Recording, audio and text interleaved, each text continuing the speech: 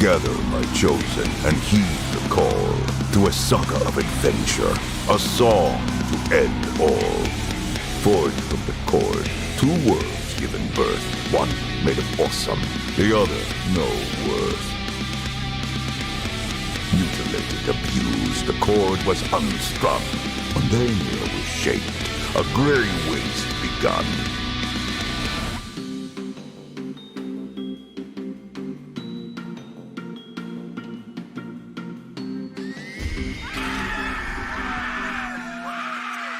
Born of the remainder, its fate was unbound. A land of pure metal, the glorious sound. Rise, find your glory. Rise and be free upon the fields of Ragnarok to victory. The gods of metal cry out, demanding blood, sweat, and fear. Seek treasure, find glory, pay tribute for all to hear. Faith must be proven in the pits of these lands. Your songs must rise above as the chosen form bands. Immortality awaits those avatars who believe. With blade, steel, and destiny, what tales shall you weave? Rise, shed your shackles, rise and be free. Deep in the halls of Ragnarok, ascend to Ragnarok. Hey everybody, this is Tony Vicenda, and we are live here on Plus One EXP's Roll for Content actual play channel. We are a funny little brand that multi-classes and tabletop game design, beard and skincare alchemy, and the Bardic College of Content Creation. Our real hope is that we can help indie RPG developers find an audience that loves their games. And today, I am super excited. I've been excited for the last couple of months to try to play this game, and very thankful to the folks over at Hunters for coming on and letting us play Gods of Metal Ragnarok, which is live on Kickstarter right now. You can actually type in !Kickstarter to link out to that. We're going to be playing it for the next couple of hours. We are also, as many of you guys have already seen in the chat, if you are following us on Twitch. So if you're watching on YouTube or Facebook or somewhere else, hop over to our Twitch channel, twitch.tv/Tony+1. We are doing a little giveaway also too. You can type !Quack into the chat to win a Black Rainbow little dice kit, either this one, or I have a couple others if you don't think these two are freaking awesome, but I think they are. So check that out. So you can type an !Quack. If you have to dive off, that's fine. But type it in. Make sure you're following. But you didn't come here to listen to me. You didn't necessarily come here for dice, or maybe you did. You came here to see the absolutely phenomenal game that we are about to play. So we're going to loop around, let everybody introduce themselves, and we're going to go kind of in ascending order up to our very own Mistress of Metal, who's going to be taking us through the adventure. So we're going to start out with Jeremy, who is right next to me. Jeremy, tell people who you are, where you're from, and what you do online, and where people can find you.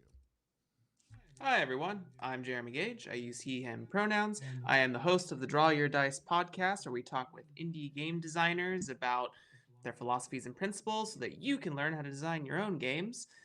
You can find me at JeremyGage5 over on Twitter, and I'm Cleveland-based. Next up we have, coming back, I think for the second time on stream, but maybe the third time, we've got my buddy Mike. Mike, tell people who you are, what you do, and where they can find you online.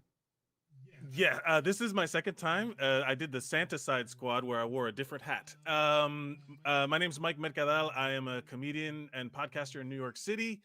And you can find me hosting a very broad show about the MCU called Mike Contextualizes the Universe, or you can find me hosting a very specific and narrow-focused podcast about Cuban culture and Cuban American identity, in light of the conservative overtake in Florida and Miami being whatever, etc. But it's funny. It's my best friend and I, and we have guests on, and we have hilarious people as well as legitimate lawmakers. And we're actually got a Cuban historian coming on. So it's going to very educational for non-Cubans to really get an insight into that world and also laugh. And you can find me at Mike Mercadal on everything. And I use he, him pronouns. Awesome.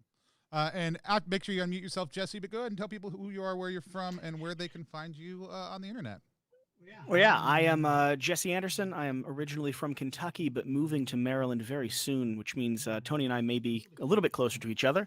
I am a duck, which, means that you can find me anywhere. If you search Quackalope online, we do predominantly board game centric media content, but our main focus is how we can build a table in this board game space, in this little indie hobby space that everyone's welcome at. And so that includes big publishers, indie designers, people from all over the world, regions, cultures, religions, everything across the board. And I'm very proud of the community that we have. Awesome. And a lot of those community members are here. We're really thankful for them. We actually have twice as many people on stream right now as we have ever had, even on our Saturday night streams. And it's the middle of a Thursday afternoon. So I am super stoked for that. I'll tell you what, right now we're at 41 viewers across all platforms. If we can get up to 60 viewers across all platforms, we will give away 2 sets of dice today also. So go out, share things. You will be actually statistically increasing your chances of winning, because I didn't say you have to double the number of viewers, just 1.5. The math is right. Math works out in your favor. So go share this out.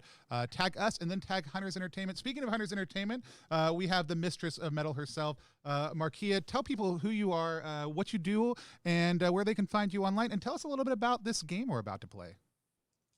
Absolutely. Hi everyone. I'm Markeia McCarty. I'm the marketing manager for Hunters Entertainment. You might know me from that. We stream Hunters Entertainment. So Tuesday nights we have an Outbreak Undead campaign going on right now. Outbreak Undead, Rag and Bone. And you might know me from that. You might know me from a couple of other places. I've been on Nerdist, Geek and Sundry. Did a show for Critical Role before, Hyper RPG. So I like to pretend and make up things for a living. And if you don't know me from that, then maybe you know me from my day job, which is I am the narrator and host for Something Scary, which is youtube.com/snarled, which is animated horror episodes that is done weekly. So as far as finding me online, it's my name. So at Markeia McCarty, that's just like everywhere. If you want to follow me here on Twitch, it's Darth Markeia, because I'm on the dark side whenever I'm on Twitch. So for this game, I'm so excited that we are getting to do this. We funded because we have so many amazing things that we have planned, like expansion and everything, but I'm getting ahead of myself. What we are playing today is Gods of Metal Ragnarok. This is your epic heavy metal fantasy RPG. This is breaking through. This is rebellion. This is going from a drab and gray worlds like Mundania. I wonder what I could mean when I say Mundania. What could that be a parallel to? We're going from that, the suffering and the tedium that you can experience, and yank you from this gray and drab world into this heavy metal epicness that happens. Actually, I really like that Mike used one of our environmental art as a background. That is the Speakers of the Dead. This is the bombastic land that you become a part of, where for me it's so cathartic to be able to get out of your own 4 walls for a while and be able to live big, live bright, live proud. Beer, money, and farts, it's everything. So yeah. Awesome. Yeah. Ragnarok. I love it. If you're ever looking for us online, you can, or if you want to know who a number of the people watching, I don't know that I have everybody in right now, you can type in !socials to just link out to some of the primary social links, at least for me, Hunters, and for Quackalope, I think, on there. I don't know if I got Mike or Jeremy. You could win some awesome dice from Black Rainbow and one of these epic little dice bags that they sent us a bunch of, because they're phenomenal people. You can type in !Quack to do that. You do have to be following. We use a couple safety tools here on the channel all the time, unless the game dictates a specific system. We use the line, Veils, and X card system. Lines are something that may happen in the world that we are playing in, but doesn't happen in the course of our game. Veils are things that may happen in our game, but we don't necessarily dwell on when they come up. We simply either fade to black or move on quickly past those things. And then X card is something that any player can say when they think something comes up that's going to be distracting, uncomfortable, that they don't want to have to deal with, and we'll just kind of back up a little bit, figure out what the issue is. No explanation explanation is required, just to let us know kind of what we need to avoid, and then we'll move forward in a different path. We have a strong line against sexual violence here on the channel. It's not something we ever want to feature on any of our streams, but we like to leave the rest of the conversations open to players as we play. So does anybody else have a line or a veil that they would like to establish for this stream? No, I think you covered it for everything.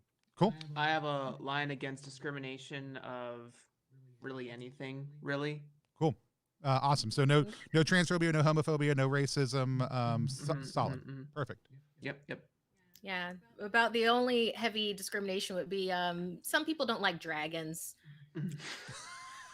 Alright. Well, Shots fired. With that said, Markeia, are there anything people might need to know about the themes we're going to be playing with? Do you think these are pretty accessible themes, or is there any sort of heads up we might want to give anybody about any of the themes we're going to dive into? Okay. Well, I would assume everybody has listened to heavy metal that is either watching this or is playing right now. Those that haven't, Gygax, Baby Metal, Shepherd's Reign, like things. Heavy metal is all about rebellion. So in all shapes and forms. So you will get themes of that and everything that that can mean. It's rebellion. It's so cathartic. It's Rage Against the Machine. So there. I'm not sure how it is with these players because we're all meeting each other for the first time with it, but it's a possibility. Some political things might come up. If it does, and someone's not feeling comfortable, just give me like a little X. We'll fade to black and go ahead and move forward into something else.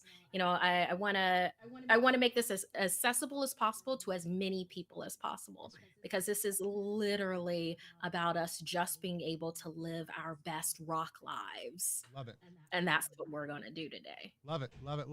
I do have a question. Are the players eligible for that cool giveaway, or no? If a player last time I already entered and I followed. If I'm not eligible, I'm going to be very the last upset. time I allowed it, I had to give away 3 things to players before I got to a person. So players you can enter, but we will give away something else if a player wins, and players won't be eligible for that second one. Oh, people in the comments are saying that I'm not eligible, and I just want to point out we're getting closer and closer to that 60 note mark. So share out, push us across that line. Maybe then I'll be eligible. Just with all that stuff taken care of, we're gonna dive into the game. So Markeia, I'm gonna hand it over to you to kind of take us in. Okay, so what we are doing here is remember, everything is beta. We're still in Kickstarter right now, but this is called the Umbilical Descent. So what this is all about is that this is a character creation scenario for Gods of Metal Ragnarok. So with me saying before that we wanted to do, accessibility for everyone, that included you showing up with your dice and a will to play, to sit down with your friends, and you're like, all right, cool, I'm ready, let's play. So that's what this adventure is that we're going to be doing right now. So awesome. It's like y'all ready? Like, Mike, you got your metal going? You ready? Ready to rock. I'm ready. I didn't do makeup, but I did totally wear this. There you go. And Jeremy, Tony, Yeah. We got it. Yeah. Yeah. I'm not going to try yet. Okay, this is the world of Ragnarok, this heavy metal fantasy RPG. You are going to take on the roles of demigods, born from the righteous angst of regular folk, from the land of Mondania, where you live with monotony and efficiency. Meanwhile, the metal gods of Ragnarok observe this. They observe your suffering and your tedium, your mortality, and they're going to choose those whose heart is filled with adventure and the desire to find glory. These gods are going to take chosen mortals And you are then going to imbue yourself into an avatar, a reflection of your true form. And you will be birthed into the world of Ragnarok, form bands of adventurers, and then seek and destroy the enemies of this heavy metal inspired world. To Oh, man, I'm begin, so on board. to begin, we're going to have to start with your Mundanian personas. Jeremy, tell me about your Mundanian persona. Who is this person? What does this person do? What kind of stuff do they have to deal with in this gray, drab world where you are a cog in the machine and you don't know any better because you've always been a cog in the machine? Tell us about your Mundanian. I'm Chris Moore. I am a local background development programmer, and I've been doing what my father has always instructed me to do, is find a good corporation to work for and to just keep my head down, grind hard, and I'll climb the corporate ladder when someone gets fired or dies. Not because of the merit of my work. And that sounds good for now. Ooh, okay. Jeremy, say it for me. Sorry, What Jeremy, say it for me one more time. The name of your character. Sorry. Chris Moore. That's 2 O's. And you said a background development coordinator? Yeah. Nice. Okay, so why is every day the worst day imaginable for Chris? And it has nothing to do with his job. It has to do with him living in this world. I think there are better ways to do things. I think that we need to escape traditionalism. I think that we need to find ways to innovate and move forward. I have these ideas, but no one really wants to listen to me. They're like, that's risky. It's risky and you wouldn't succeed. That's not true. We just need to break the pattern. We just need to break the pattern, man. Is there anything that gives you a brief respite from your everyday tedium and suffering of no one listening to you? You know, I make video games on the side. I make little, like, I had an Atari back in the day, and I was playing Pong, and that really blew my mind. And I thought, man, so much you could do with technology. And what's the company name that you work for? It is Binary Corp.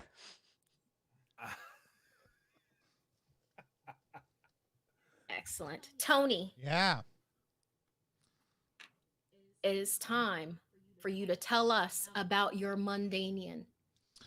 This person that exists in this gray, drab world. Who are they? What do they do? What is their everyday like? So my character's name is Reginald Throckmorton. He is fifth of his name. He's Reginald Throckmorton the fifth. And he has been a postgraduate student for 12 plus years. He comes from an upper middle class family that all have advanced degrees, and the expectations that are constantly surrounding him are a big part of that tedium. It's really just that his parents call him every day to check up on him, and he really desires to be his own person, but doesn't know how to break out of the system of expectations that have been built up around him. Okay, so why is every day the worst day imaginable while Reginald is going through the tedium and suffering of not being able to be his own person? It is the biggest thing he dreads is the 5 p.m. phone call from his dad every single day, checking in on what he has accomplished that day and gotten taken care of, and the kind of constant insinuation of things not being enough, whether that's direct or indirect, and more than anything, he just wants to throw his cell phone in the trash and walk away from it all.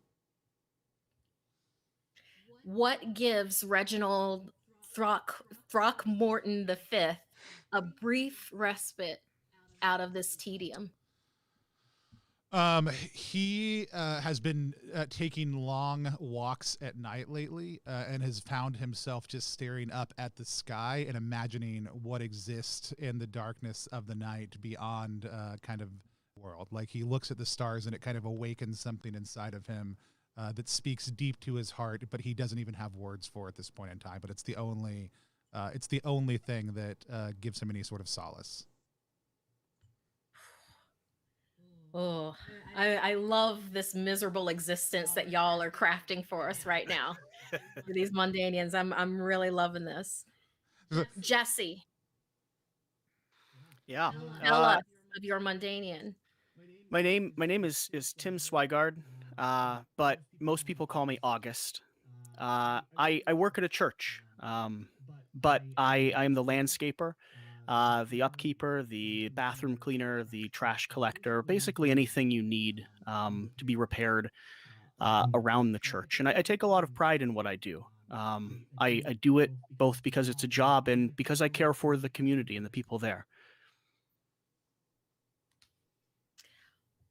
What is it about August's existence that is tedious, that makes them suffer? It's this constant silence.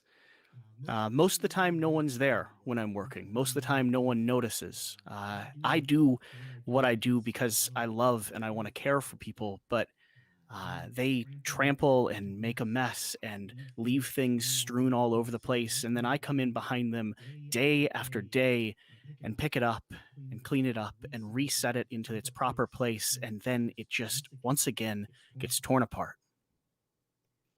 So your tedium and suffering is that nothing stays as perfectly as you said it.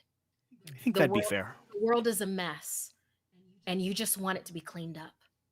Yeah, I think that'd be fair. Why is every day the worst day imaginable? Keeping in mind about the world being a mess to you. So not necessarily about your job, but about your tedium and your suffering. Every day is the worst day imaginable because I constantly feel alone, and like the voices in my head can't ever leave. The one moment of respite that I have every day is the drive back home where I roll up all the windows and I scream until my throat's raw. And then for the next day, I spend 12, 13, sometimes 16 hours in primary silence, never expressing or sharing. Particularly because the next day, you know, the world's going to be a mess again. It will be. Mike. Yes, my Mundanian name is Minus Pemdas Garcia, and I'm a mathematician at we'll call it mid-level university. Like, not the good university. It's like the one that people don't go to for sciences and maths and STEM stuff. And Okay, so what's the name of the university? It doesn't have to be a real. We don't have to diss some university. Mediocrities University.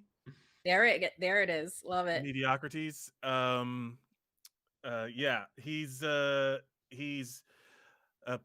teacher there, and he's a professor for the undergraduates in teaching, calculus and stuff. And while he's working on his master mathematician stuff that he's constantly trying to explain to people who just don't get it.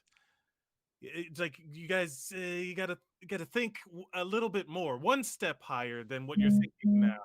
And don't even get him started on his students, who he's like, they got a taste of it, but they're just so beneath him. He has trouble communicating his ideas. He's already 10 steps ahead, and he's one of the least popular teachers and the lowest ranked on those teacher ranking sites, because they're like, he knows his stuff, but we just don't get it, Okay, so nobody understands basic concepts. This your suffering and your tedium. The whole world is math. If you could just see it, the whole world it's got order hidden under everything, man. You got to just look at the math. Look at the math. Look for the math. The golden ratio Why is is everywhere. every day the worst day imaginable with this suffering and this tedium of nobody being able to make 2 + 2 = 4? Everybody's trying to finagle they're trying to like argue their way through stuff that is written in stone. Don't give me all of your excuses. It's this. And he's very frustrated with the students always coming up to him and is like, oh well, I didn't get the right answer because it's like, no, you didn't get the right answer, buddy. That's the end of it. You're sad and all that stuff. He just doesn't deal with people's excuses well, because they can't give him the proper equation to make it make sense to him. He's just not. Every interaction with him is just him biting his tongue, going like, Instance of where no one will just follow the rules and have this equal this like it's supposed to. Ironically, when he deals with, he has um, he's got a home robotics project, and he's just constantly tinkering, trying to create an organized kind of structure to make his robot do different things. And he's just there always. He's like, nah, I'm gonna bring order into this world if I have to do it myself. And that's how he's just like hyper focused and isolated. So he doesn't really deal with other people. He just gets in his own head and figures out how to tinker and play with his robot. Okay.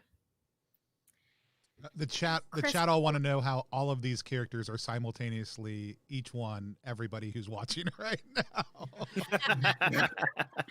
Isn't that just the thing though? Isn't that just the thing? We are these Mundanians. Something Bleed is about real. being human. This is therapy, right? We're supposed to dive into our deep. Well, I thought so. Is that not? Yeah, what- right. Okay. Yes, it absolutely is in a heavy metal form. Isn't Yeah. that all RPG though? It is if it's a good one. Yeah. True. Chris Moore. It's another day at Binary Corp. It's another day walking through the gate, scanning your card, going through the double glass doors, going across the lobby, going to wait at the elevator banks.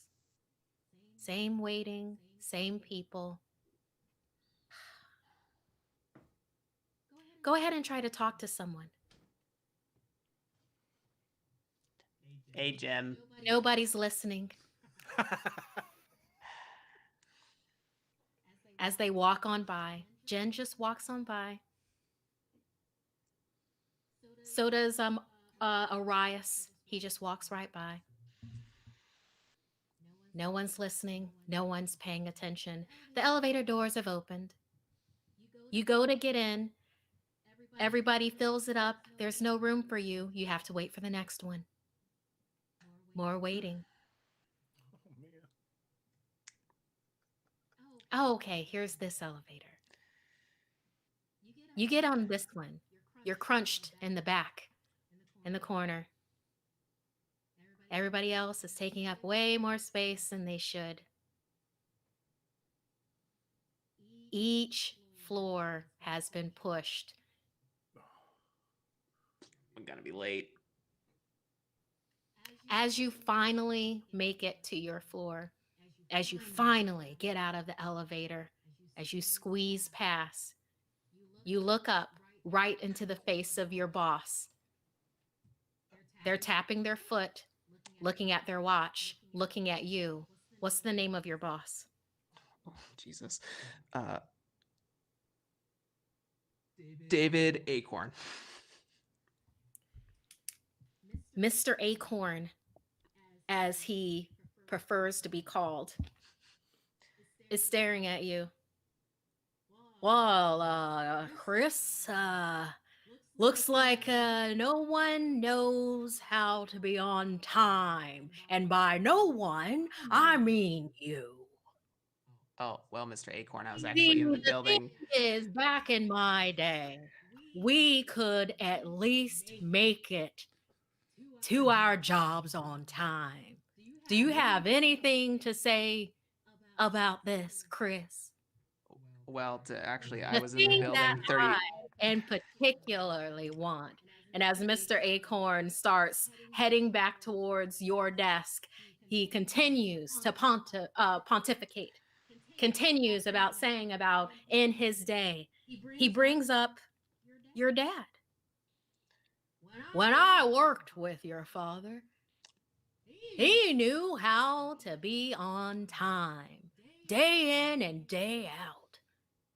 I would have given him a promotion if I could have, but you just have to wait for someone to retire and die. Where's my coffee, Chris? I haven't gotten your coffee I've been for. standing here for who knows how long. This continues to go on. Chris, this happens every day.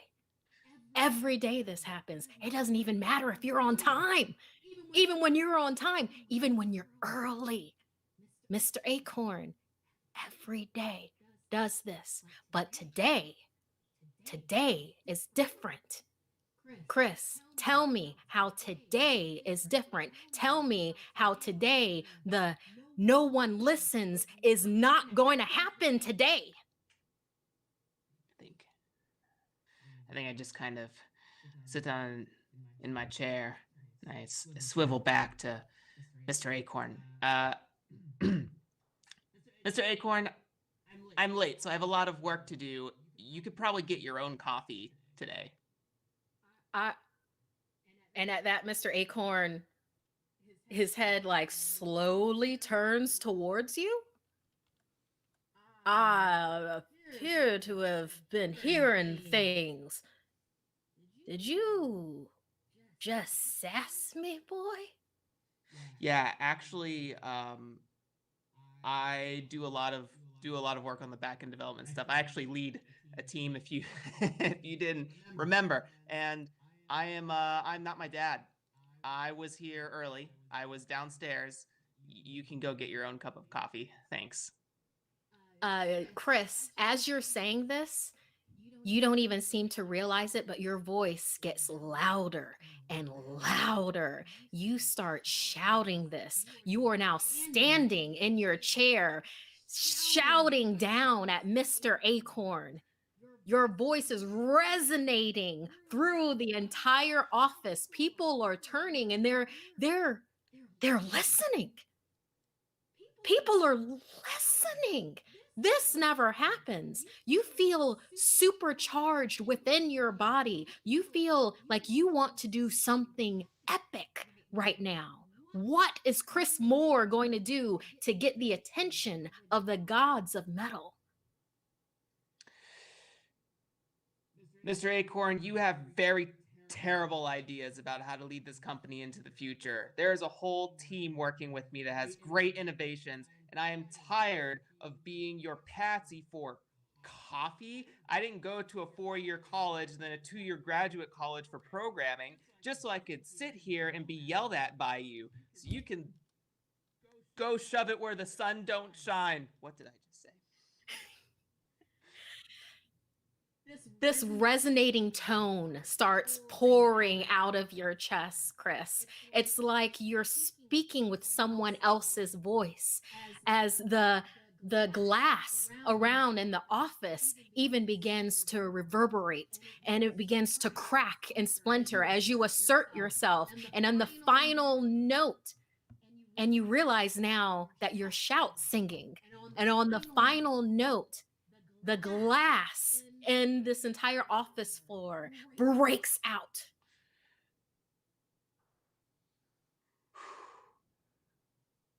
I think I'm gonna pack up my desk. I have other things to do. You go F yourself, Mr. Acorn. Chris, you've reached your breaking point, And at that, you feel a giant force like it grabs you and yanks you backwards through the broken windows. Ah! Reginald Throckmorton V. Yet another day. Your phone rings. It's mother. It rings again.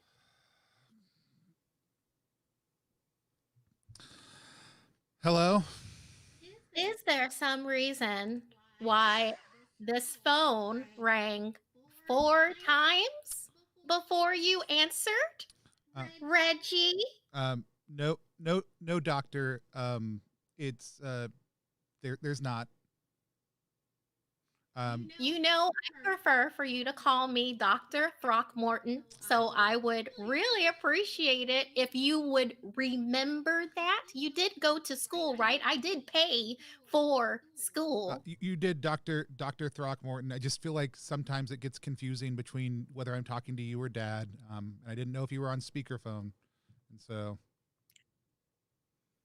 In any case, Reggie, we've decided that we are going to pass on your latest proposal. You know, I know you put some effort into it. if that's what you want to call it. I mean, But you said the same thing about the last 4, doctoral thesis submissions. So, I mean, I guess I'll try again.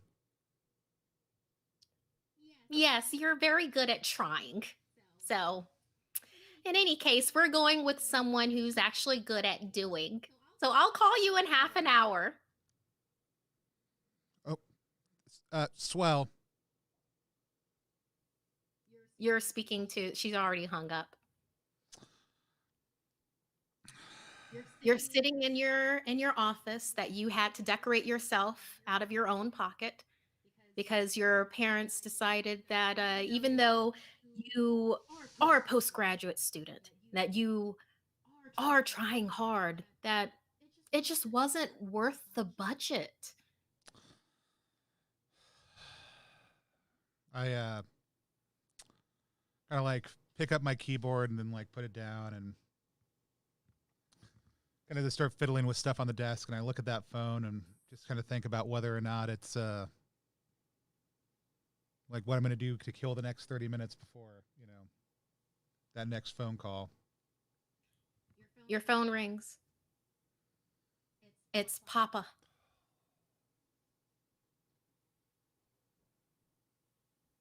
Your phone rings again. Hello, doctor. Is there some reason why that phone had to ring more than once? I mean, no, Dad, no, Dr. Throckmorton, the fourth. Thank you for at least remembering how to say my name right. I don't know if Dr. Throckmorton has been able to call you yet, but we're passing on that proposal. I know. I just, I feel like at this point, it's just really more about keeping me in grad school than it is about whether the proposal's any good or not. It's just never enough. I'm going to be honest with you. Reggie, you're just never enough in what you do. Are you trying? I mean, yes, I am. Unless you think you raised, somebody who doesn't put forth their best effort. I just know that you're a trier and we want a doer. So try to do better on your next one. I'll call you in half an hour. Thanks. He's hung up. I look at that phone, play with stuff on my desk for a minute, look back at the phone. And I just all of a sudden feel an anger that I usually just push down starting to well up inside me. And I try to push it down, and I try to push it down, and I try to push it down. It won't be pushed down. It's like, no, this is that day. because you know deep down that you are enough. You are. That this is bullshit. You know that. As I feel that anger and all the bullshit that I've been shoving down for years well up inside me, I look at that phone and I start to press in on it, and the edges of the screen start to crunch in a little bit, and I take it and I just look at the inspirational poster that I have on the opposite wall. That's the only thing my parents sent me, and it's one of the horrible, like, classic 70s ones. Like, they got it when one of their office buildings was closing, and thought it would make a good birthday gift. And I just crunch down on my phone even harder, and I just chuck it as hard as possible at the middle of that sailboat on that inspirational poster. As Reginald Throckmorton V leaps up out of this bargain basement chair that he had to buy himself and decorate his own office himself, as he hurtles this phone to that poster, it passes through the poster, through the wall. Half of the phone shatters into the room. The other half shatters into whatever's behind. And that anger that's still inside Reginald, that burning, just engulfs him. You've never felt this before. And it feels cleansing. And Reggie opens his mouth and lets this breathe out, and it comes out as a primal scream. Yes! It shakes the walls. There's a hole that ends up opening above Reginald Throckmorton V, seeing the sky above, as this force grips you and yanks you through that hole. You've reached your breaking point. Tim Swaggart, also known as August. What's the name of your church?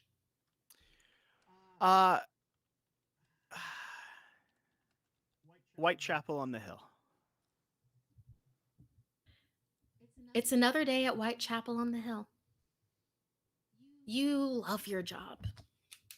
You do. It fits you so well. What you don't love, you immediately realize when you drive up and your very economical Toyota Corolla, you look outside and you see the mess that is always there.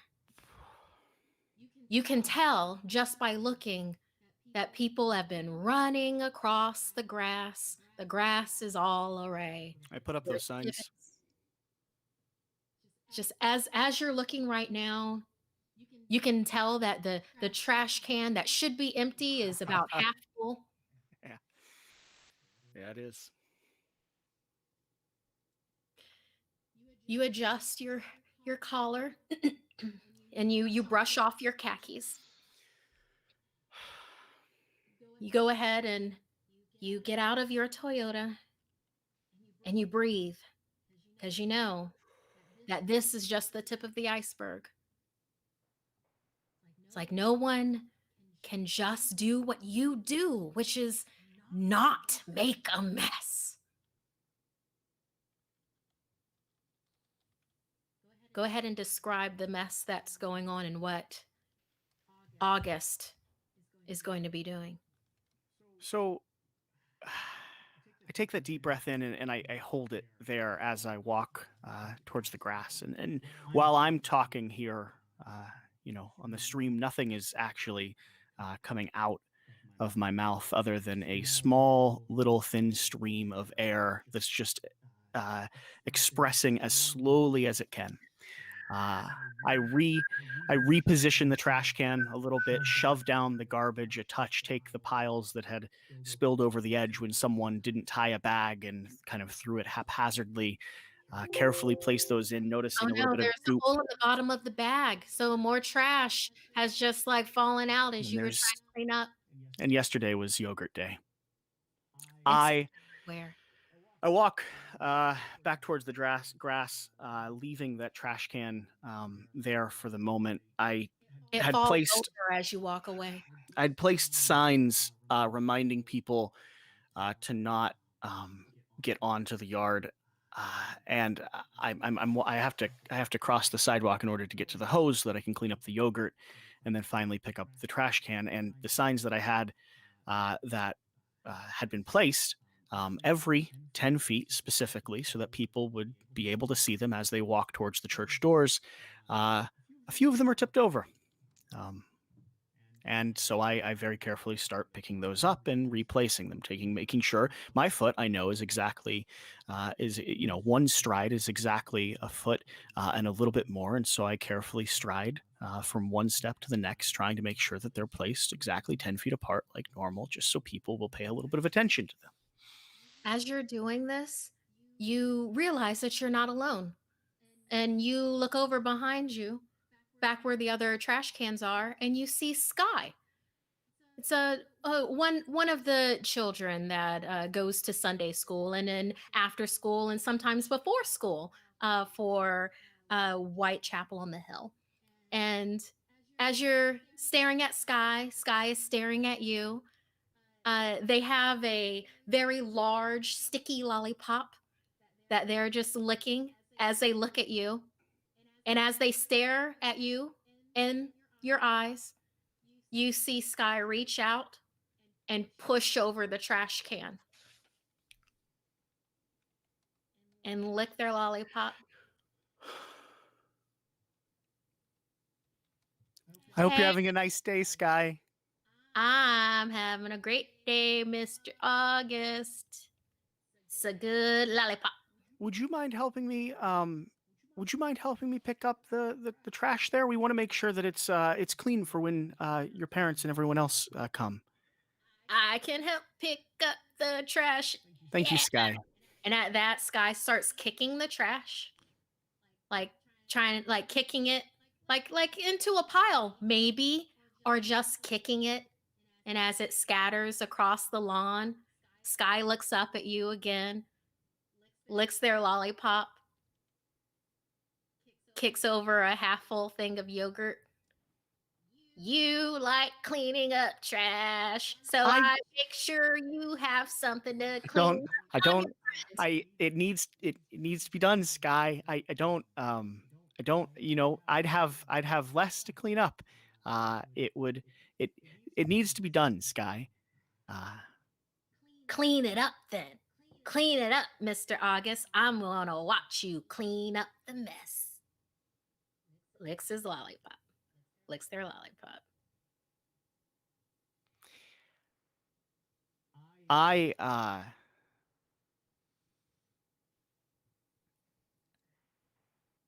just sort of stand there. As August stands there looking at, now the wind has gotten in on it and has grabbed hold of trash that was moored down in the trash bag, and now it's just fluttering. It's fluttering from the lawn into the street. And as August stands there, you see a particularly strong gust of wind takes a bunch of, it's like a yogurt container, but it's light because the wind has taken it, and it splats across the Toyota Corolla. Day old yogurt right across the windshield, sliding down past the windshield wipers. And August stands there amongst this mess because people just can't just not make a mess. August feels like his body is going numb, but his head is running hot. And it's like his hands are cold. And he's just staring at that yogurt on his car. Just another mess. It's all another mess. Behind him, Sky laughs, and he can hear some more trash cans get knocked over.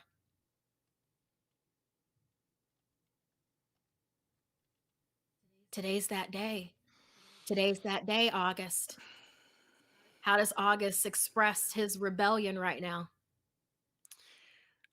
August, I reach up and re-straighten my collar a little bit, do my very best to brush off the little bit of goop that was remaining on my pants. Look around at the church and sky, the trash cans, the wind blowing it all over the grass, the signs, one of which has a broken leg that can't even be placed correctly back in the grass like it was before, and my car with yogurt running down that front windshield.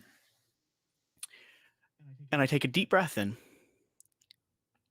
and I walk to my car, and I open the door, and I turn on the windshield spray, and I flip up the switch and just watch as it streaks back and forth, and I begin driving home, because the one place that I've always felt safe or been able to express myself is the moment when I can roll up the window and just let it all out. And so I do. I turn back onto the street with the rolling hills back towards my house where everything is in perfect order, or at least as much order as I can keep it in. And I scream. You realize that somehow some of that trash had gotten attached to your pants, so you're sitting in some day old yogurt as well. I hit the gas. Your car, as you're screaming, you start barreling down these streets faster than you've ever gone before. You hit the switch for the windows. All of them go down while you are still screaming. You've never done this before. As you're screaming your lungs out, as you go even faster in your car, as you're barreling down this road, you thought you were going towards your house, but you're not even sure anymore. You just know that you need to escape. You have to escape this mess. You have to get out of all of this. And as that's happening, you feel a force grab you and yank you out your driver's side window, leaving your car to go barreling forth. You've reached your breaking point. Minus. It's another day at mediocrities. You're standing in front of your students. You've got the PowerPoint up. You've detailed every single step in different ways, actually. Like there's different ways that they can solve this same equation. It's very simple. And in fact, you've taught this same equation, it feels like forever at this point. And you look over at the students, at their disinterested, glazed over faces. Well, clearly, I mean, it's right there. It's so obvious to. This is unlocking the secrets of the universe. Well, class, is there anyone who doesn't get it? Everybody raises their hand. Okay, you in the front. What is it that you don't get? I don't get the first part or the last part or the stuff in the middle. You all passed tests to get into this class. Okay, so what we have here is a very simple Well, theorem. I don't get it because I think you're wrong. The hair on the back of Minus's neck stands up. I just think it's really interesting that you're teaching all this old math, but there's no point to it anymore when we've got new math Well, that works better and doesn't take as many steps. The steps are the part of the that proves that. Look, I mean, this is like boomer math.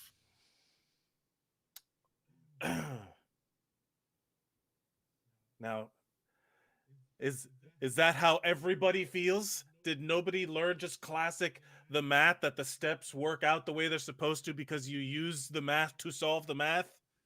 No? Does everyone feel that way? Hmm? We learned real math, and this is Real like others. Why do you try to make it so hard on yourself? Does your brain not work in like the ways that ours do? You It's could okay. there's a spot right here that Minus has rubbed bald from how much he does this sort of thing. Okay, look, We can teach you new math.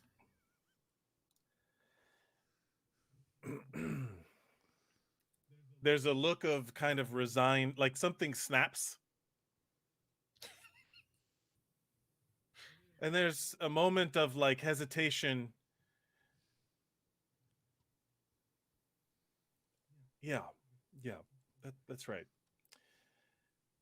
You can, you can teach me what other aspects of math we are to just throw away so that we can make it easier for you. I'm sick of coddling to you children how to make things easier for you. I mean, look, it's math, all right? You do one thing, you get a result, you do another, it works its way out every time, all the way till we figure out how black holes work, okay? Too busy to, and I just go on this rant, Yeah. like picking apart, and you with your, you can't even As you're figure out how giving to tip a person. I'm over as here calculating the cosmos. the dean of mathematics walks in while you are berating your Hey, students and is just oh, standing there like, but hey, I need for you to step outside for a second, Professor Garcia. Can we have a moment? Can I talk to you for sure, just yes, doctor, yes. Sorry, yeah, just, get in here? yeah, yeah. I just gathered I closed my binder, and I was just like, okay, yeah, As and I just walk out. you're walking out, the entire class goes, "Oh." Yeah, sure, yeah. Oh, yeah. And And I just follow him out. just before you walk out the door, you hear someone go like, "Yeah, why would I milk a cow and churn butter when I could just buy it at the store?" You're shitting on all of the people that came before. Okay. And you're standing there outside of your classroom, and right in front of you is the dean of mathematics. What's her name? Uh, Doctor. Throckmorton. Yes, I wanted to be tied in so Okay, bad. Yeah, I Doctor just Doctor I Throckmorton. needed to have you step outside for a moment because you reminded me of my good for nothing son. So we had to have a conversation real quick. Doctor Throckmorton. Hi. Yes. Uh, I have told you so many times to stop teaching that old math. And yet, what happened when I walked into your class today? I was teaching the old math, the fundamentals, and I understand we're supposed to. I could teach both, right? Like, why can't I teach? But like the old one, the fundament, not old, No the one actual math. no one wants the old math. Only new math. The old math is old. We don't do old here at Mediocrities. I know, but you guys have made it so easy to get into this school, and it's so like catering to the students, but like math is. I understand that for other subjects, but math is math. Math is fundamental. it's the building blocks of science. I'm hearing a whole lot of I don't want this job, Dr. Throckmorton. I'm hearing a lot of sass that's coming out of you right now. Do you not want to work? Do you not like feeding yourself with the Just money that this university gives you? Do you not like food? no, the university has taken so many of my patents, and they've made so much money. I mean, like, you've given me scraps for it, but like, it's it's just like I no, I You teach the enjoy. new math, or you find somewhere else that will accept you without a reference. You know what? I I don't want the reference from you. You people turn your back on the fundamentals here. There's got to be somewhere out there that understands that math is the basis of all calculation. It's like it's true whether you believe in it or not. It's just math. It just is. It's one of the fundamental building blocks of the universe. I mean, it's our way of understanding the universe. Minus, as you're saying this, you feel like this permeate like through your soul. This is truth. This is truth, and it is empowering you. You feel clear headed. You feel good. Usually you have digestive troubles, but now it's like that's cleared away just with you speaking this truth. Yeah. Yeah, you know what? This is the truth. And I could care less if you, Mediocrity's University, feels the need to cater to people in light of lies and not telling the truth. And a guttural voice kind of comes out. And I'm just like reaching into the bowels of my stomach and just like my core. And I'm like, I could give anything to be teaching the truth and the calculations that could rip apart the universe.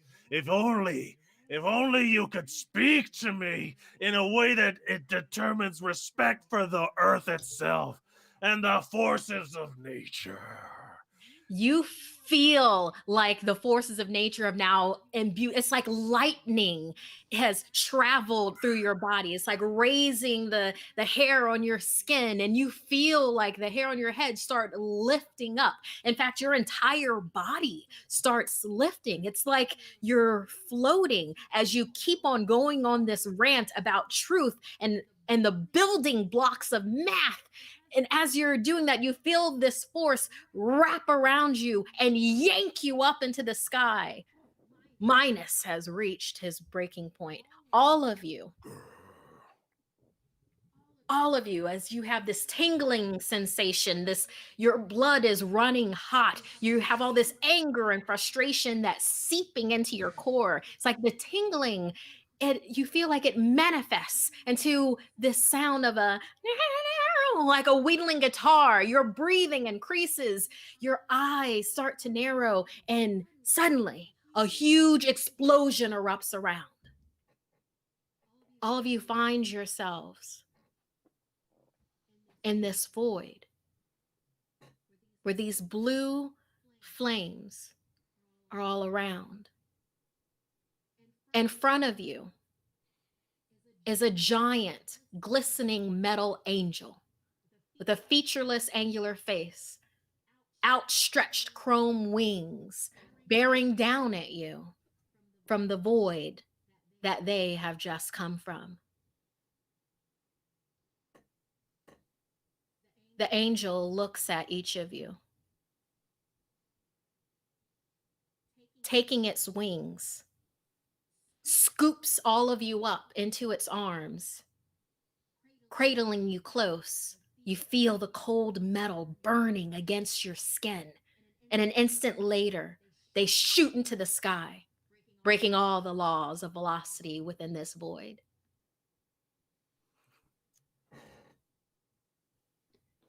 And as each of you look down, you actually see what you think is your body, your mundanian body, down there on the floor of the void, motionless, but yet you're in the arms of this metal angel, this Ragnarok. and your vision begins to blacken. As you come to, a burning light creeps into your vision. You flutter open your eyes. Some majestic open skyline erupts around you, broken red earth laying all around you. In the distance, a volcano smolders, circled by majestic creatures. Not dragons, though, other kinds. Dividing the land is a deep chasm filled with molten rock leading directly into a black sea. You begin to notice the angel, the Ragnarok skull, is carrying you towards a tall structure, a majestic tower, colored in black ebony and bone white, spiraling like a helix into the ground and the skies which you've emerged. When you get closer, you see the helix spirals or slides, and the angel begins to place you onto the sliding arms of the grand tower. You notice other angels are placing other bodies into this mighty slide of doom. The sensation of being cradled is replaced by the force of gravity, wet and oily. You begin to descend into a spiral as the red light turns to black. You tumble, you roll in your birthing tube, eventually tumbling you onto a cold stone floor. You're dirt covered, slimy. All of you are naked. You're in a giant audience chamber. Walls are 100 feet apart, ceilings so high they fall into darkness. There's a pedestal in front of you. Each of you climb to your feet and you start to look around the room. There's colossal stone statues with deep metal bowls in front of them. Another figure with metal wings approaches the pedestal. Has a featureless face. It speaks, but not with any mouth. It feels as if you're in a large amphitheater and speakers are mounted in every corner facing you. You can feel the bass and the tones of your naked feet because you're so naked.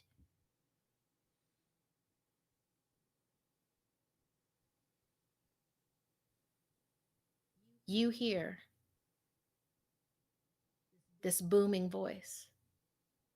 We, the Ragnarok skull, humble servants of the gods of Ragnarok, have brought you here upon their request. You have been chosen to receive power.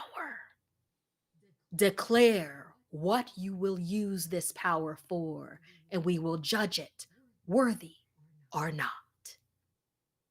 What is your righteous cause?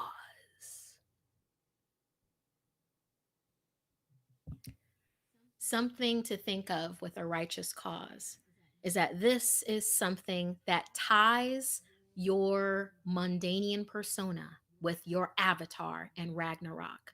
This is an action, the verb. There are a number of different ways that you can go about this. Like, consider this to be your battle cry.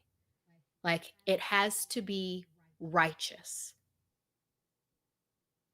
It has to be something that you would want to scream and battle. Action, the verb. Free the downtrodden. Break the silence. Revenge the unheard.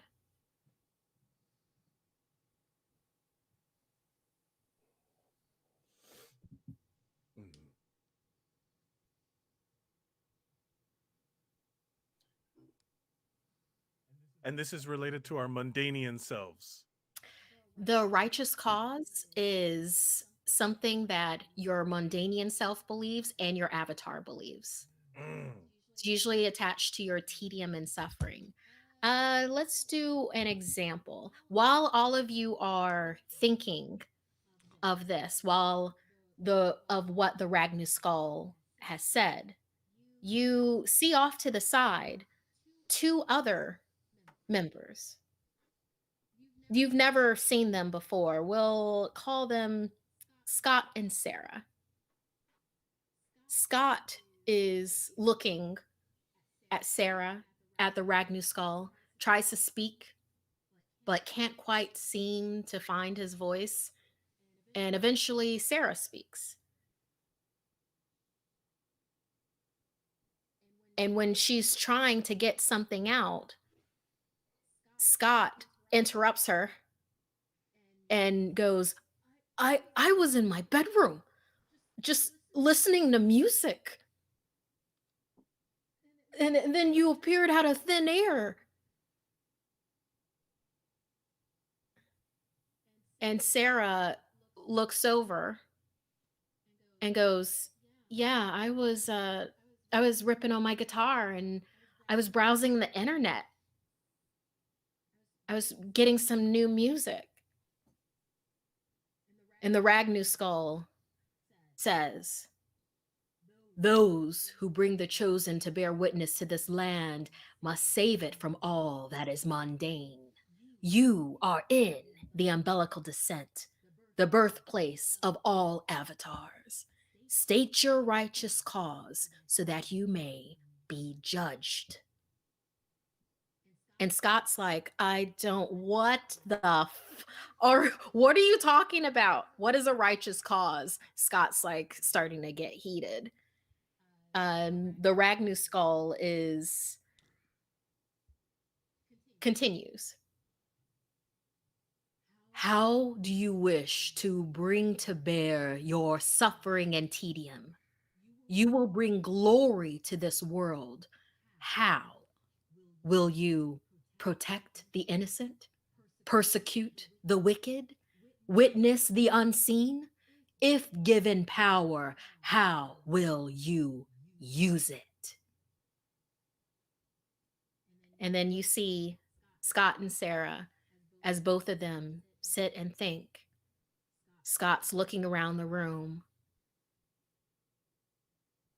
And then you hear a small voice go, I wish to bring noise to the silence.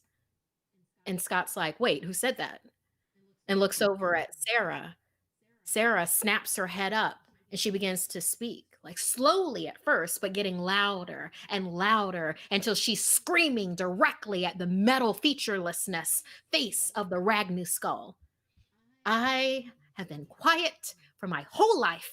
I've been pushed, shoved, manipulated, taken advantage with through my entire meaningless career, but no longer. I will bring noise to the silence. I will not keep my head down. I will not keep my voice quiet. I want them all to hear my voice as I scream into their faces. And the Ragnu skull doesn't move, watching as she declares her righteous cause of bring noise to the silence and says, we find your cause worthy. In a flash of lightning, she disappears. Scott then runs up and he's like, I want to bring noise to the silence too. I want to be the loudest freaking guitarist in the world. I want babes to worship me. Let me show the posers of this world that I'm the king of metal. And the Ragnu skull raises a hand and goes, we find your cause unworthy.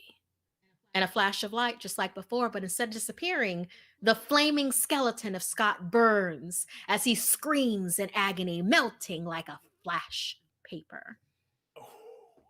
His agonizing cries carry impossibly on, resonating throughout this entire place as he disintegrates into a pile of ash, which a breeze from no particular place whips the ashes from the ground. Then a red spotlight shines on all of you. You have been chosen to receive power. Declare what you will use this power for, and we will judge it worthy or not.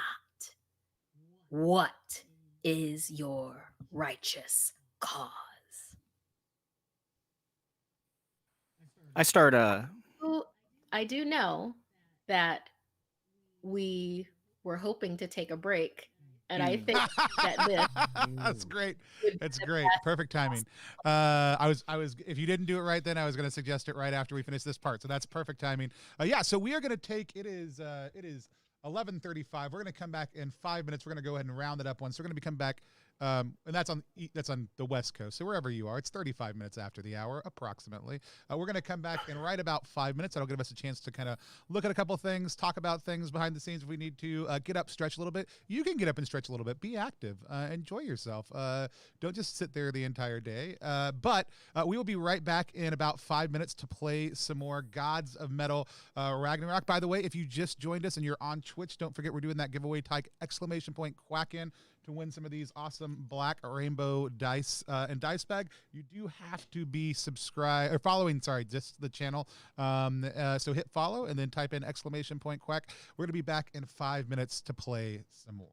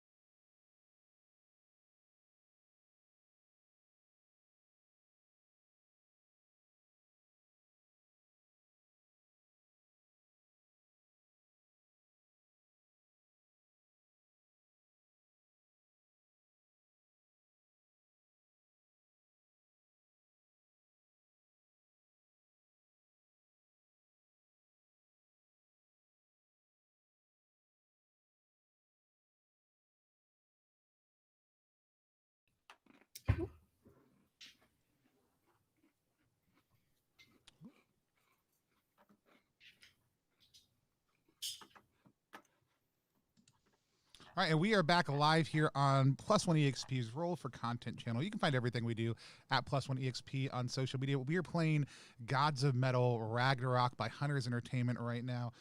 Just a couple reminders. If you are just joining us, we've had about 40 to 50 people on stream watching the entire time. If we get up to 60, we're going to give away 2 dice bags instead of 1 dice bags from Black Rainbow. You can hit follow and then type !quack in there. But if we get up to 60 people, we'll do that. So go ahead and share it out.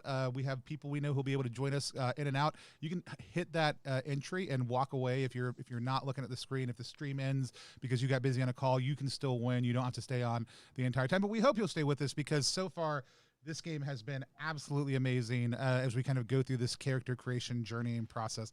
I'm so thrilled and excited to hop in and see what's next. And if you want more information about the game, type an !Kickstarter to get the link to the game. Active Kickstarter right now. We would love to have you guys go out and back and support this game. I was lucky backer number 13. I was super excited to hit that great number. I've heard that is a lucky number. And so I'm seriously, anytime we cover a game, it's not just like, oh, hey, like, you know, like this is a cool project, we're just going to cover it. Like they're games I back that I love, that I want to support, and that I want to see out in the world. This game funded so quickly, but we'd love to see it get more support. Hunters Entertainment, their Alice is Missing game, Kids on Bikes, like they produce so many amazing games, and their team is now growing a whole lot. So I'm just going to hand things back over to Marika with all that said, but hit !Kickstarter if you want to learn more about the game, and hit !Quack after you hit follow to find out more to potentially win one of these awesome dice bags from Black Rainbow. So Marika, take us back in. Markeia. God dang it! I did it. Markeia, thank you for correcting me. Yeah, no worries. Yes. So all of you, as you're standing there as naked as the day that you were born, just bare asses to the wind, you're in front of the Ragnarok skull, the metal featureless angels. They've taken you from Mundania, have delivered you here into this amphitheater, and now stand before you. We, the Ragnarok, humble servants of the gods of Ragnarok, have brought you here upon their request. You have been chosen to receive power. Declare what you will use this power for. We will judge it worthy or not. What is your righteous cause?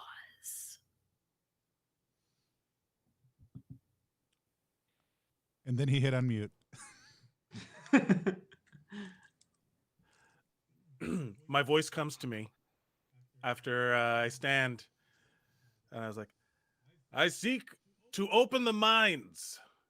I want to show the people the order of the universe by making metal so heavy and complicated and full of so many polyrhythms and triple bass drums. I want metal to be so complex that their minds will crack open and they can see the order of the universe.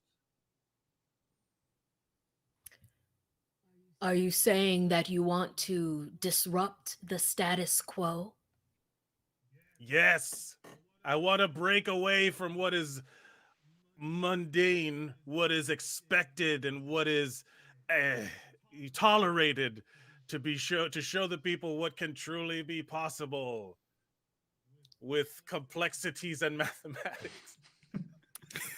We find your cause worthy. Prog metal. We already told you. Disrupt the status quo. Disrupt it. Minus, you feel lightning shoot through your body as you are yanked forward into the next stage of these trials. Yeah. Your righteous cause is disrupt the status quo.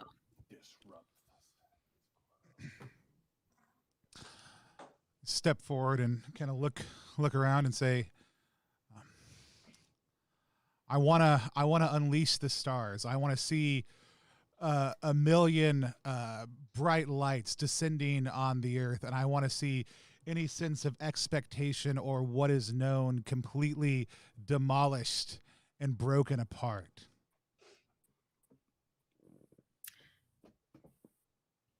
Are you saying you want to unleash the impossible? I want to unleash the impossible. We find your righteous cause worthy. And Reginald, lightning fills your body as you are swept into the next trial. I'm sort of in the back, still wiping it where I imagine the yogurt was, and slightly, still catching my breath in the scene. But I've been muttering to myself, as even when the other two figures were being accepted or rejected, just it's not the dirt or the grime or the disorganization. I kind of look up and I say it once very quietly. I want to calm the disorder. I want to calm the disorder. It's the lull. It's the moment. It's the bit of peace between the riffs that matter. They give you the ability to hear the song and to see the way the world should be. It's not about structure or dirt. It's about a moment to breathe and then to scream. Are you saying that you'd like to purify the corrupt? I would like to purify the corrupt. We find your cause worthy. I would scream, but my parents are downstairs. That's the most metal thing about this.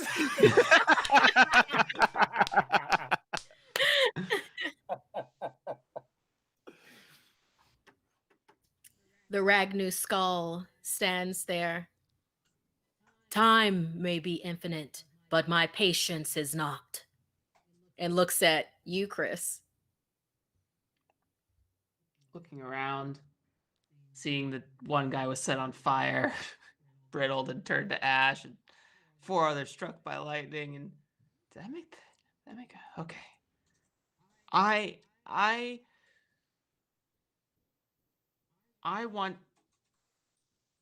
want to help people who feel stuck. I want to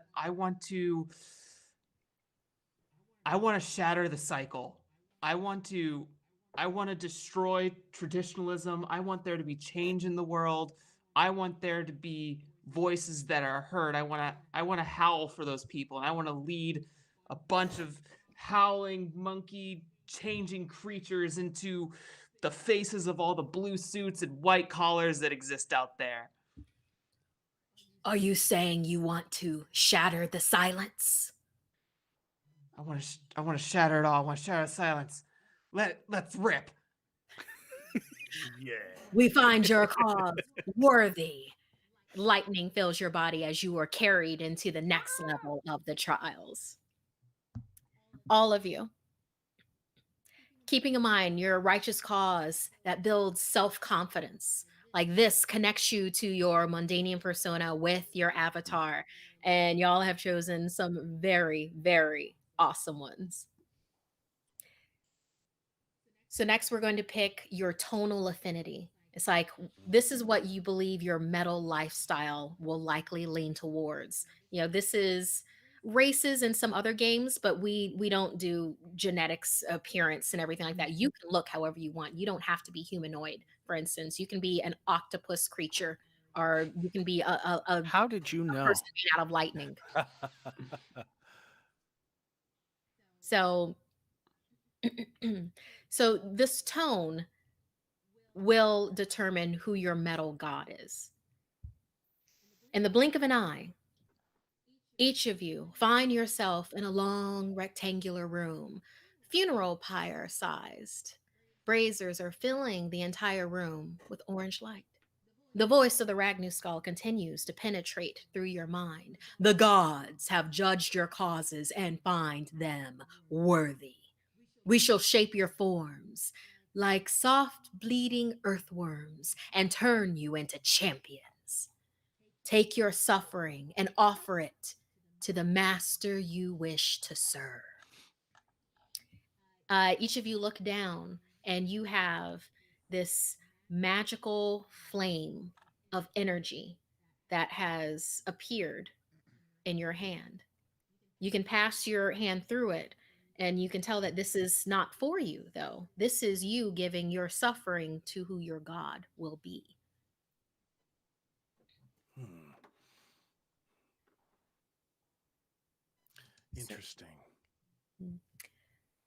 Laid before you on one of the longer sides of the room, there are 7 offering bowls and 6 statues, nearly 10 feet tall each. They appear to be made of different materials, and all of them have very distinct looks. There is an offering bowl laid before each of them.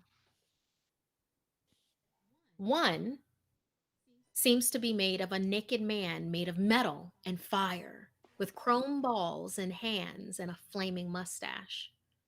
Another appears to be a deadly looking woman, splayed on a throne of skulls with an imposing helmet. One appears to be a man with flowing, majestic hair and 10 or more arms, all with fingers and various positions.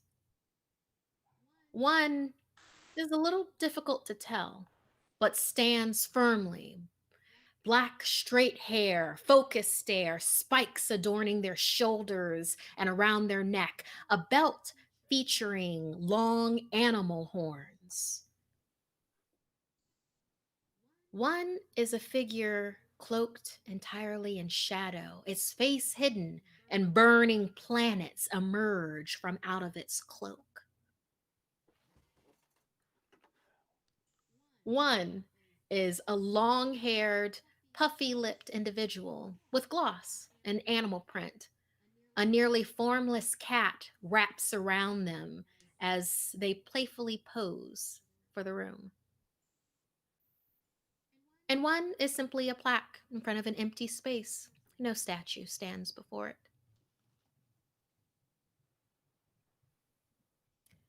It is very apparent that you would want to place your offering in the bowl of the god that you resonate with.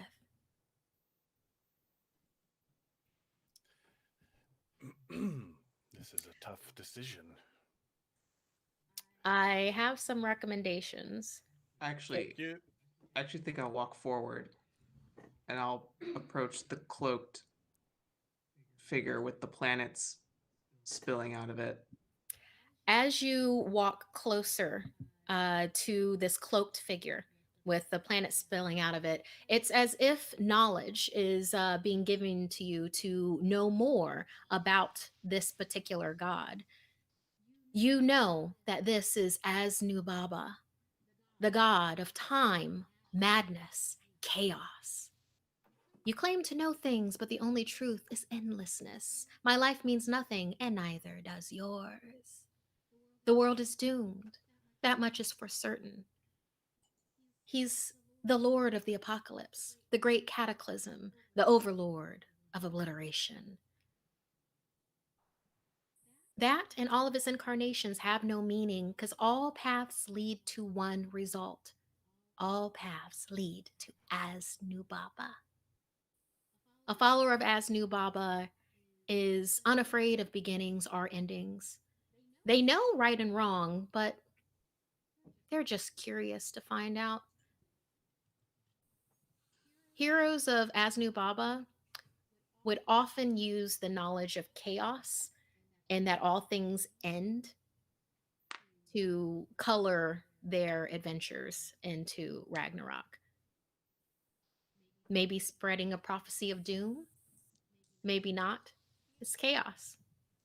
Do you put your offering in the bowl of Asnu Baba? I look back at the other 4 because I'm making the assumption that Sarah is here too. And I just. Chaos is change. It's different. It's. If it all leads to Asnu Baba, there's still the roads, the journeys, and. Okay, alright, okay. I close my eyes and I turn and I let it fall into the bowl. It is as if the statue comes alive in front of you. The planets merging and spiraling, crashing into each other, exploding and forming new planets again. You have chosen wisely as Nubaba's robes wrap around you as it accepts your offering, and you will go to the next part of the trial. On your character sheet, put down that you get a +1 to your feedback threshold.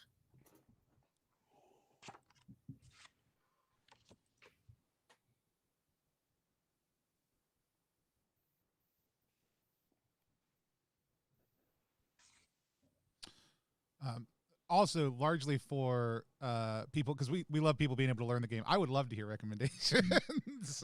Yeah. Absolutely.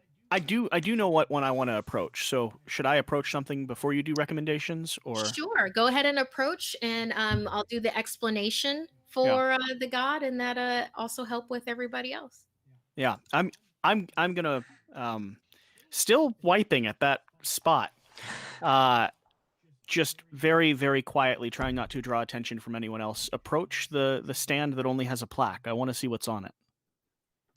When you go towards the offering bowl that has no plaque behind it, you feel as if there is a type of void. It's like a minus of power. It's normal. It's like it's like a Thursday. It's not the weekend. It's not a Monday. It's a Thursday. You instantly know that this offering bowl is for those that would rebel against the very thought of having a god to answer to. That perhaps in a, let's say, an expansion pack of this game, there would be new gods that would fill this void.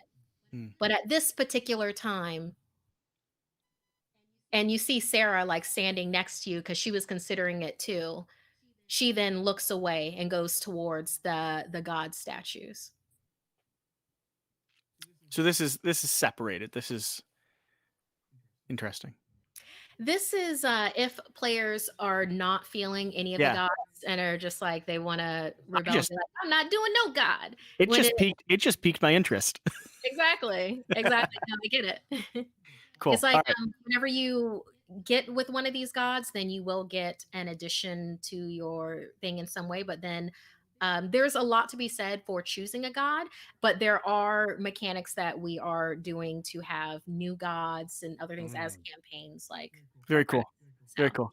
Well, thank you for entertaining my curiosity. Now I would like some recommendations. Okay, cool. All right, so let's see here for August. Right, purify the corrupt. All right, so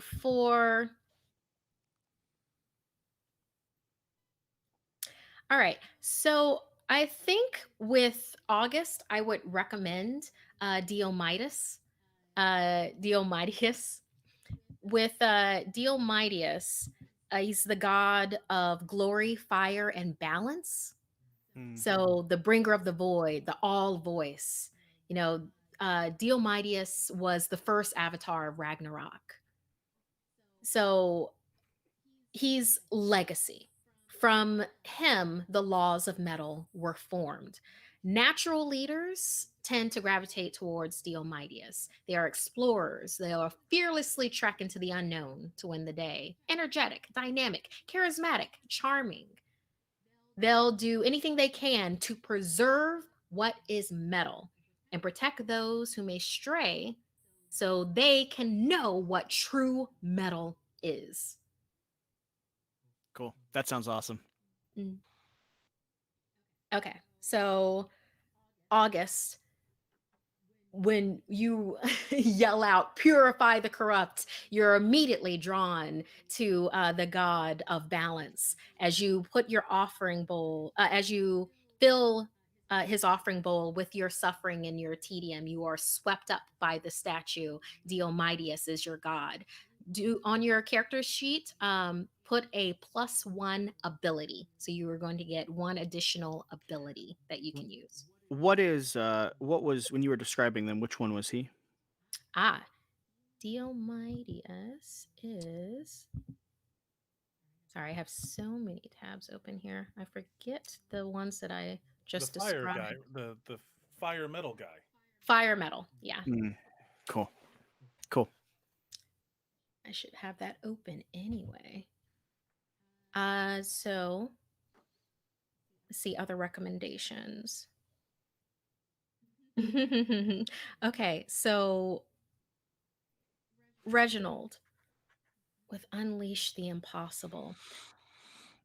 I know what I'd like for you to do. Just I don't know if feel free to be like, I don't know Sure. if this is really my thing. I would kind of want for you to go with Calamity. Uh, Calamity is the god of water, law, and death. This is the god statue that is sitting on a throne of skulls. And with Calamity, the god of death, well, to call Calamity just the god of death is undeserving. Their woe, their blackness, their raw emotion. They celebrate death, but it's like to celebrate death is to live in Ragnarok. They're dangerous, yet emotional, empathic, confusing, strong willed. Heroes will often feel like they carry a burden so that others don't have to. They'll do what they can to reduce the suffering of others. They're fearless, will throw themselves into danger. But just as often, they'll discuss themselves out of a situation rather than fight. So they can use wealth, power, physical pleasures. They'll use whatever leverage they can get to get what they want. And then they'll immediately throw it away because why not? No, I love that. I will. I'll walk up to the foot of this throne of skulls and almost, I think, smirk in resonance with the look of this this god. And as that kind of knowledge enters into my mind, drop the fire of my tedium into their bowl.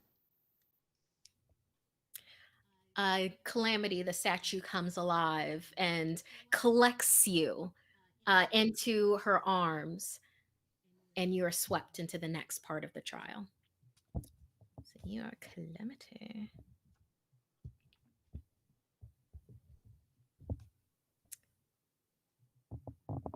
Chris went with Asnuba.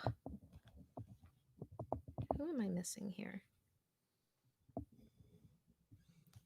No, everybody's. Oh, wait, Minus? Yeah, Minus has not chosen. Minus has not.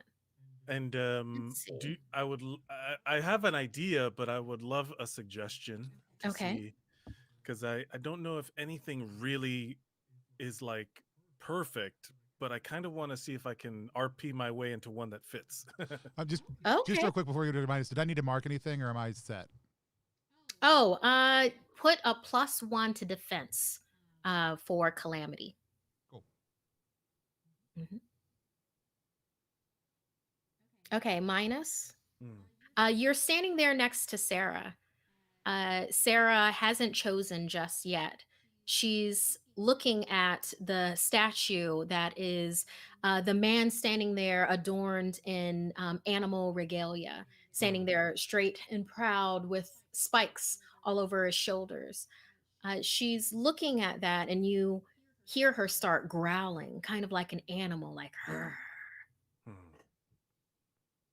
Then she looks over at the other statue of the person that seems to be coyfully posing with this featureless tiger around them.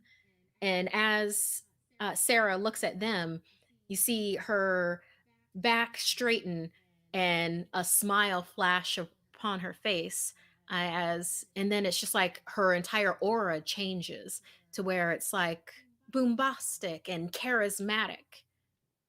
From going from just Sarah's reaction, you get the feeling. Do you step forward? To the animal guy?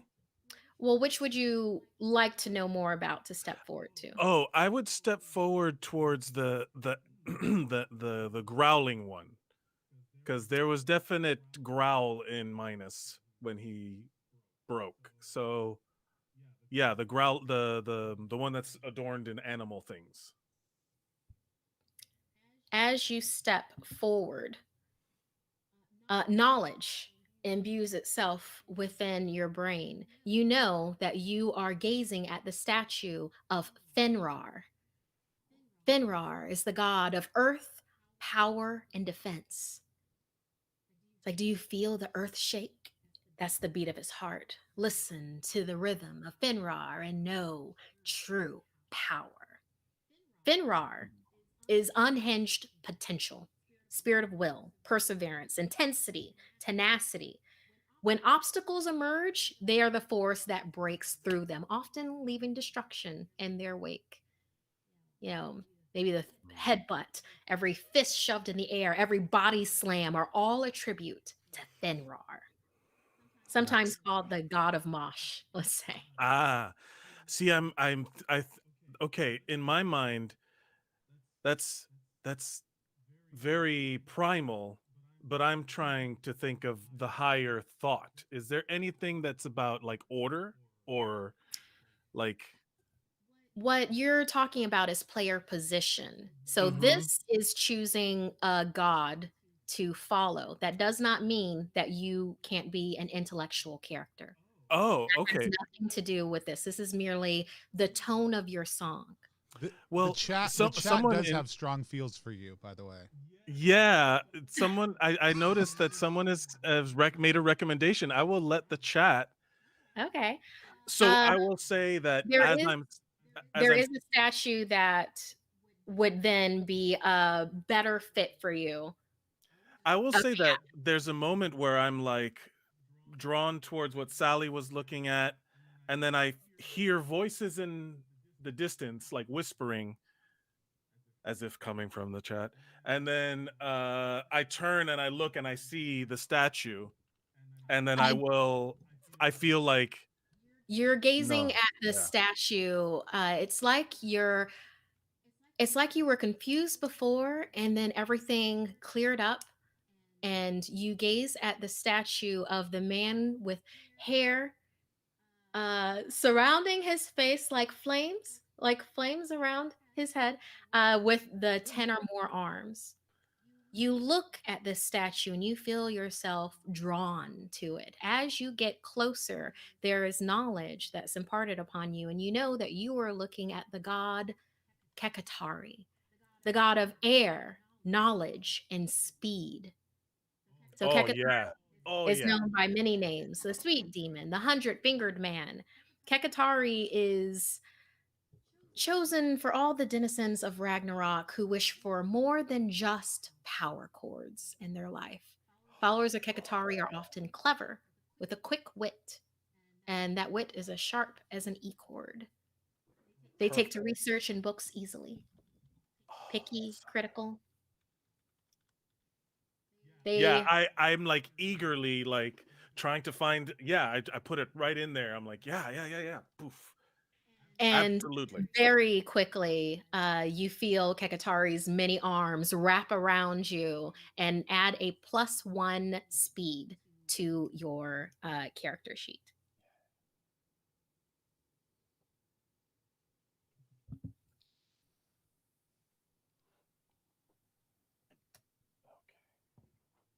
Okay. So now each of you have chosen your gods. Let me go over this. Asnubaba for Chris, Calamity for Reginald, Kekatari for Minus, and Diomitius for August. So go ahead and mark that on your character sheet. That's our avatar. No, your avatar is your actual person. This is Oh. your god who you would implore for knowledge or who you are doing this in the name of, Mm, kind of a deal. cool. Each of you, as you are released into another room, you look down at your skin and realize that you have a brand of the gods on your flesh, their sigil. Reginald, you have the sigil of Calamity. Calamity is mainly that's prevalent in water. What does your sigil of Calamity look like, and where is it on your body? My sigil, I think it traces down the middle of my forehead, and it's a waterfall. So it's like a stream of water cascading down each side of my nose, and just kind of gathering at the pool on the base of my cheeks. Chris, you've chosen Asnu Baba. Their sigil is time. Where is it on your body? What does it look like?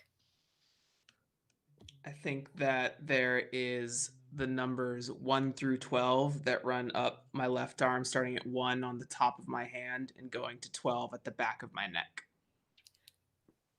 Cool. Very cool. August, you've been marked with Diomidius. Diomidius's sigil is, they're prevalent with, of course, fire. How has it marked your flesh, and where is it? I think I have two charred antlers scraping around the edge, both equally reaching up and kind of jutting into, like they're piercing underneath my chin. Nice. Minus your Kekatari. They're prevalent in wind. How has it marked your flesh? Where is it? Okay, yeah, I think that there's like a, you remember, the Japanese wave, but it's like more cloudy, and it I think it like wraps up around the torso up until the back of his head. So like it just like this, almost like a tornado, a very like heavily lined tornado coming up from the torso up to the head, the back here. Excellent. With the smell of your own burning flesh hanging in the air, you all realize that you're within a hall of champions. There are a number of statues in various parts of the room. The Ragnu skull voice speaks again. Just as you see the woman, Sarah, she has her hand on one of the statues and she disappears in front of your eyes. Imbued with righteous cause and tonal energy, we invite you to choose your path. What you'll be doing here is that you will be choosing your position, or this would be like your player class. So with this is all depends on the type of character that you want to do here. I also have recommendations for this. And actually, really quick, now that you have been imbued with the sigils of your gods, you feel the mundanian concept of yourself has become weak. It kind of slides away from your mind. You know that this is what you look like in Mundania, but this is not what you look like here. There's literally a perspective shift that happens within your own brain as you then realize what it is that you actually look like, your avatar of Ragnarok, which looks nothing like your Mundanian person. How about each of you describe what you look like? Keeping in mind, you don't have to be human. You can be an int if you want to be. You can be anything. Go for it.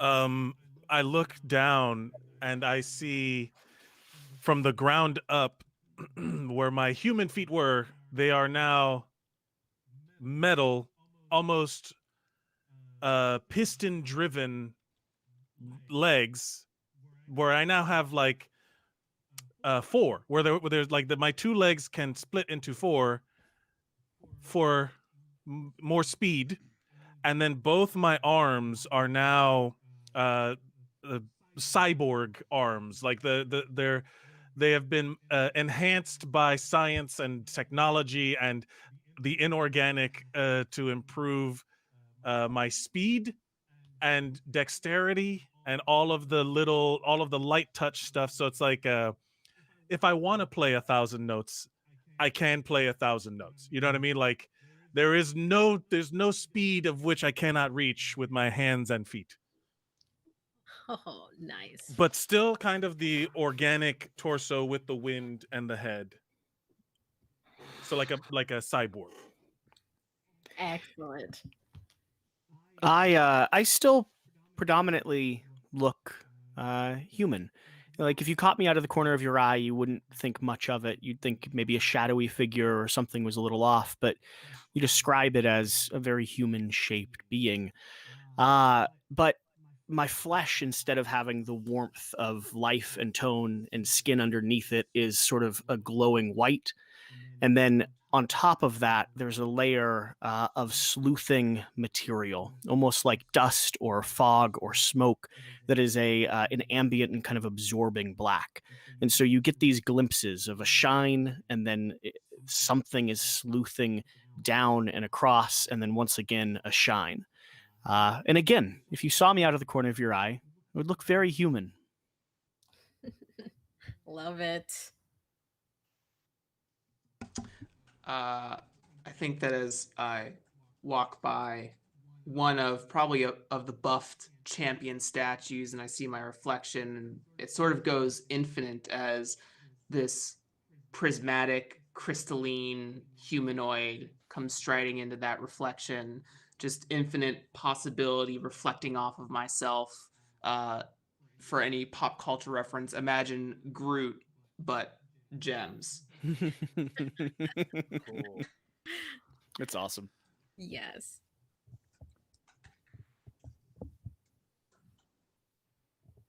Awesome.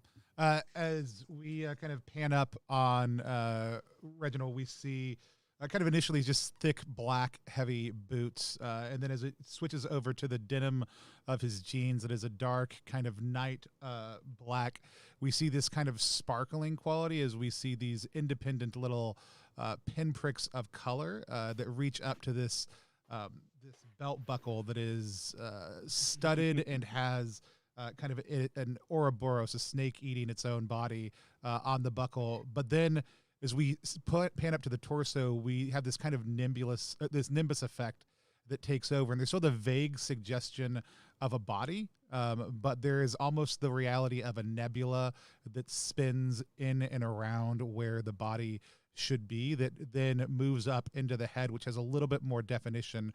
But the only thing that can easily be seen is that waterfall mark that pulls down the forehead and into where the jawline would be.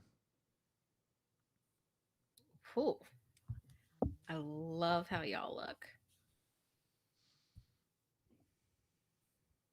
Okay. As you are looking around at each other and recognizing each other, recognizing yourselves, who you really are, your avatar, who you are in Ragnarok, looking over at the statues, you realize that this would be how your avatar would fight within Ragnarok. And the Ragnu skull, the voice resonates throughout the room.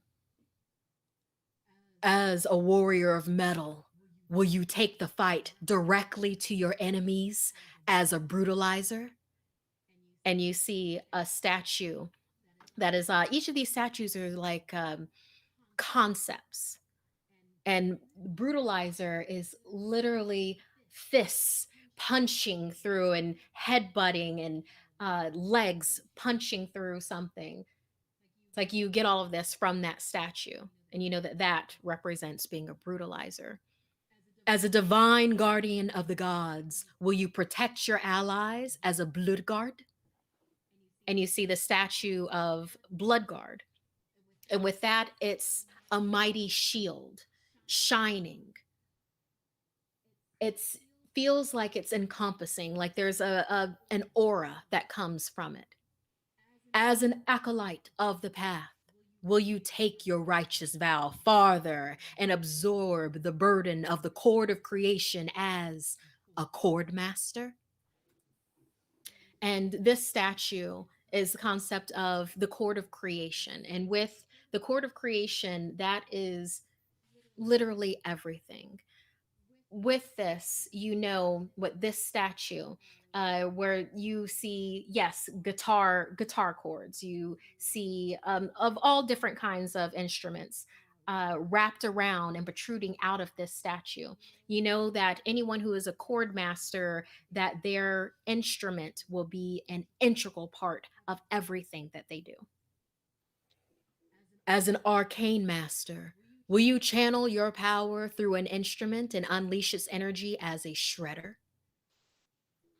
And with that, it's you see this statue, it's literally just chaos in motion as it moves. You know that anyone who does shredder, that is kind of like a parallel tone of brutalizer, but not in the way that brutalizers approach things. As a summoner, will you push the boundaries of your abilities and bring forth the forces of Ragnarok around you as a howler? And this statue is animalistic in nature. You see, just about any animal that you can imagine seems to have poked its head or its claw out of this statue. You get the feeling that to become a howler means that you will be dealing with the force of nature itself as a summoner. As a master machinist, will you build and harness your gear to amplify the powers of others as an amplord? This statue is made of just numerous machine parts. You know, to be an amp lord is to be a tech warrior, to be able to resonate and build tech gear and metal in a way that has never been envisioned before, but that to you would be a walk in a park. So, does anyone need for me to explain further what each of those positions is? Or do you kind of feel like you know what you would want your character? Yeah, I think that with this body, you hear what is kind of the effect of 10 water-filled goblets of water that are in the space, and it kind of reverberates off of the howler statue, and it reverberates back on me, and I reverberate back to it. It just gets louder and louder and louder, and then that is the champion I walk towards. Excellent. I'm sorry, I didn't hear which one. The howler. The howler.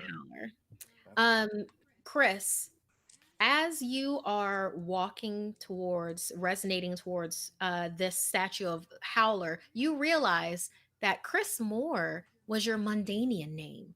That is not what you are called. That is not what your avatar is called. What is your rock name? What is your avatar name in Ragnarok? Shard. Shard. Who else is choosing a position? I believe I'm going to go with Shredder. I believe that I look towards the Amp Lord thing, which would what people would assume, but that's the status quo, and I'm going to disrupt. So I'm going to go with Shredder because I want to disrupt the status quo, but not with chaotic violence, but with precise shredding. And so I just kind of am, like, go right for it. Minus, as you head towards the statue of Shredder, you realize your avatar needs its true name to better represent who you are. I feel an energy and these almost like metallic wings pop out from behind me, and I'm going to be Chernaprog instead of the Chernabog. I'm going to be Chernaprog, and the wings erupt out of my back. Excellent. You are Chernaprog.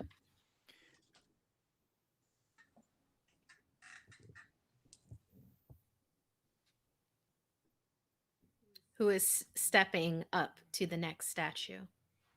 So I begin walking forward towards the shield, and as I am journeying through, kind of a flick of the wrist, and my hand just reaches out and rests onto the Cordmaster. So have you chosen Cordmaster? I have, yeah, but I was looking at the shield when I did so. Okay.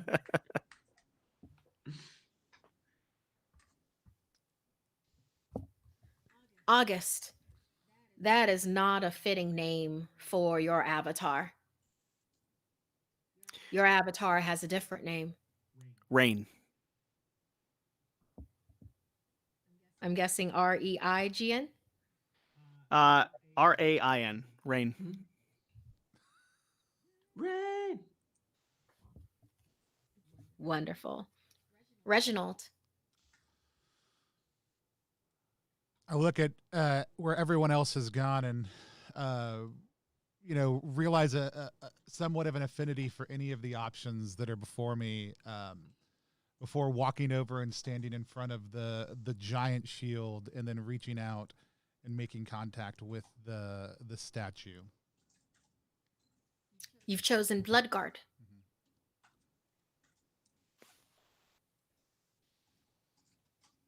As you are walking into the aura that is around Bloodguard, you realize Reginald Throckmorton V was what your parents called you.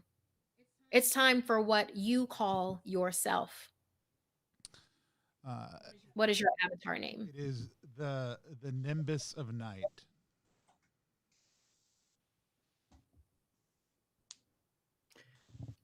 And there are at least 2 unnecessary Ks in that.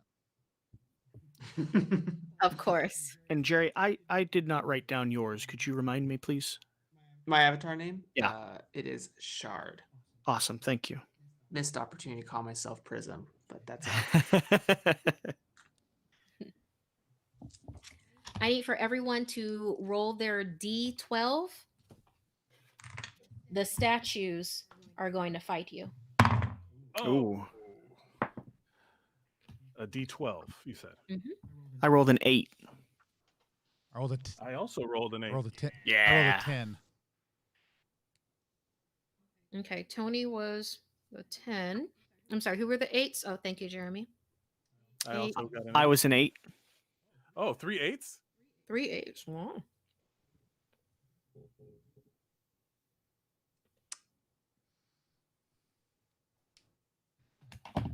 All right, let's see here.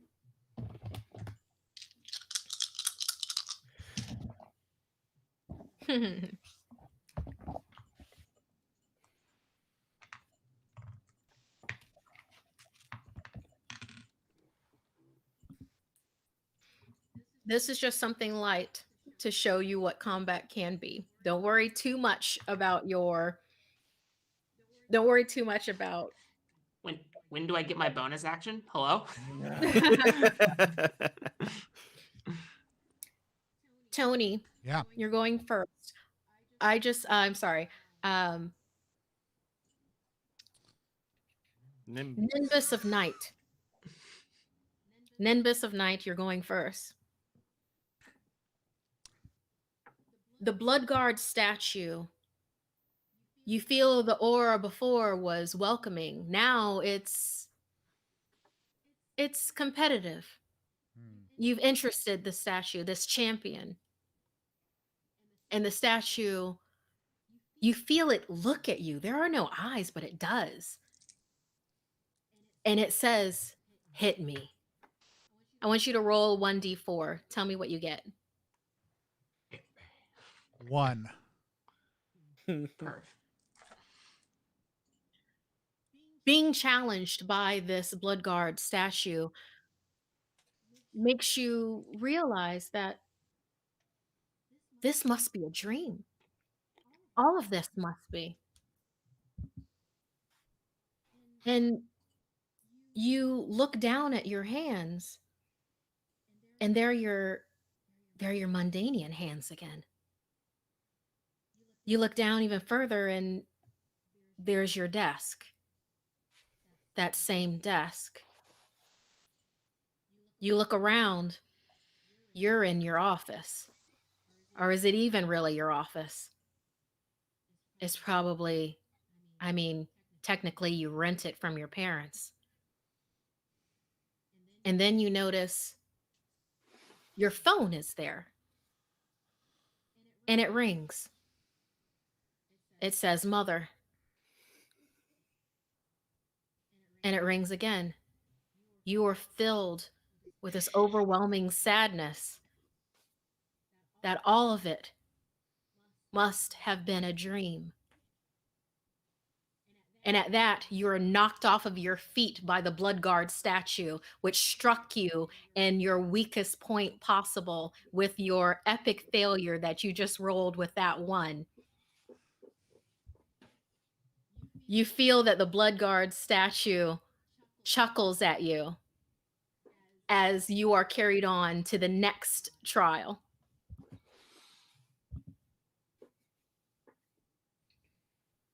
Okay, I need a roll off between you 3. Of a D4, what is it? Just go ahead and do the D12 again. D12, okay. Pulled an 11. I don't know if that's good or bad, but it's a number. 7. And I didn't roll an 8. I rolled a 6, if that matters for initiative things. Yeah. So I'm last. Okay. I'm sorry. Mike, what did you roll? 7. 7. Got it. Rain, you go towards the Cord Master statue. I need for you to roll 1d4. A 1. Oh no. Rain, you look down and you realize this floor is dirty. When was the last time anyone had swept in here? How many feet? Because you're still naked. How many feet have barefooted across this? And you've just been strutting around on it. And as you look down at your naked feet, you realize that you're in, this is the lawn of Whitechapel on the Hill. You look around and you're surrounded by trash. Butt naked, surrounded by trash in front of a church. You hear a crash that happens down the way, and you see your car sticking out the side of an Omart. Wow.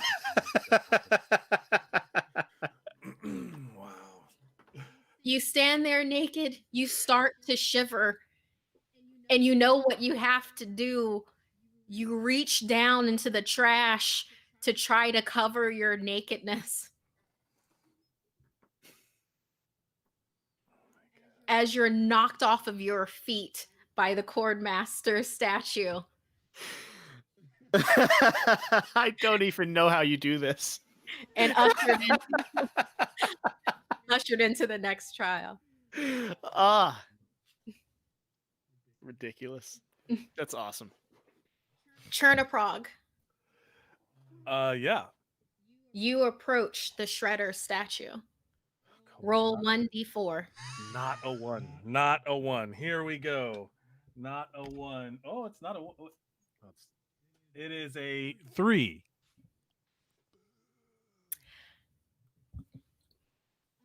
Tell me how Chernoprog attacks this statue. Um, I think Chernoprog's hand is going to split it, like another, like other hand comes off on top of it, and now I have like two fists, and they just start alternating, like just like very.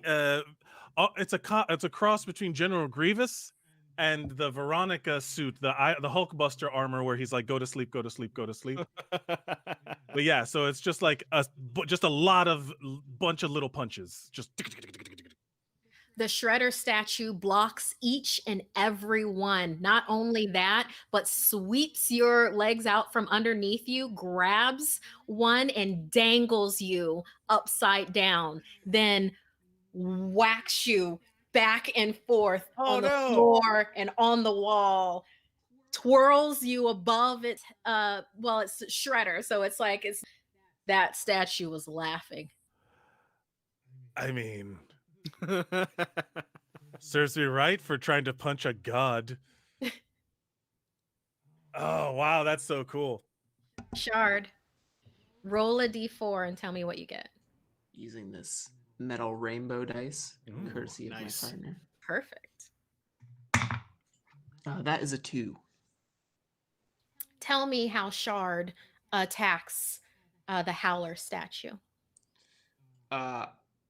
Seeing as I don't know anything about myself or what I'm seeing, I'm just gonna monkey see, monkey do's here, and I think that I will pieces of gem fleck off from me and turn into eagles, or like the shapes of eagles, and just bombard this thing. As your gems turn into eagles and swoop towards the Howler statue, you see as they're going, they've changed their minds mid-attack. Mid-attack they did, as more bigger, predatory, looks like, yeah, they look like pterodactyls, then emerge from the Howler statue, open up their giant jaws and eat your eagles, and then spit them out. And there's just bones that rattle along on the ground, turning back into gems, as the rest of the animals within the Howler statue leap out at you in this cacophonous roar of animal sound as they latch onto you and eat you down into the statue, to then the statue positions itself around and you come out of a different orifice of the statue as you are catapulted into the next trial. Fucking metal, bro. Wow. Each of you in your avatars see yourself in another room. You have a very strong feeling that you're about to reach the end of your journey. In this room, you see what looks like soul pouches. In these soul pouches, you know that you are going to get 16 of these little souls that are in these pouches. You're going to have those to be able to take into yourself after you put it in an offering bowl, grind it into paste, and then eat it. Ooh. So you have 16 of these that you can utilize. Looking at your character sheets, you'll see a number of, and let me see which version that y'all have, because I'll just do the skills that you have here. Bash, Cram, Bang, Feelings, Forge, Legends, Thing, Pharmacopoeia, Magic of Science, Links, Streets, Wiles. On your character sheets right now, go ahead and mark the first one, the first triangle for each of your skills, because no matter what, you're going to start with one that does not count towards your 16 that you're about to choose. So go ahead and just mark 1 for each one.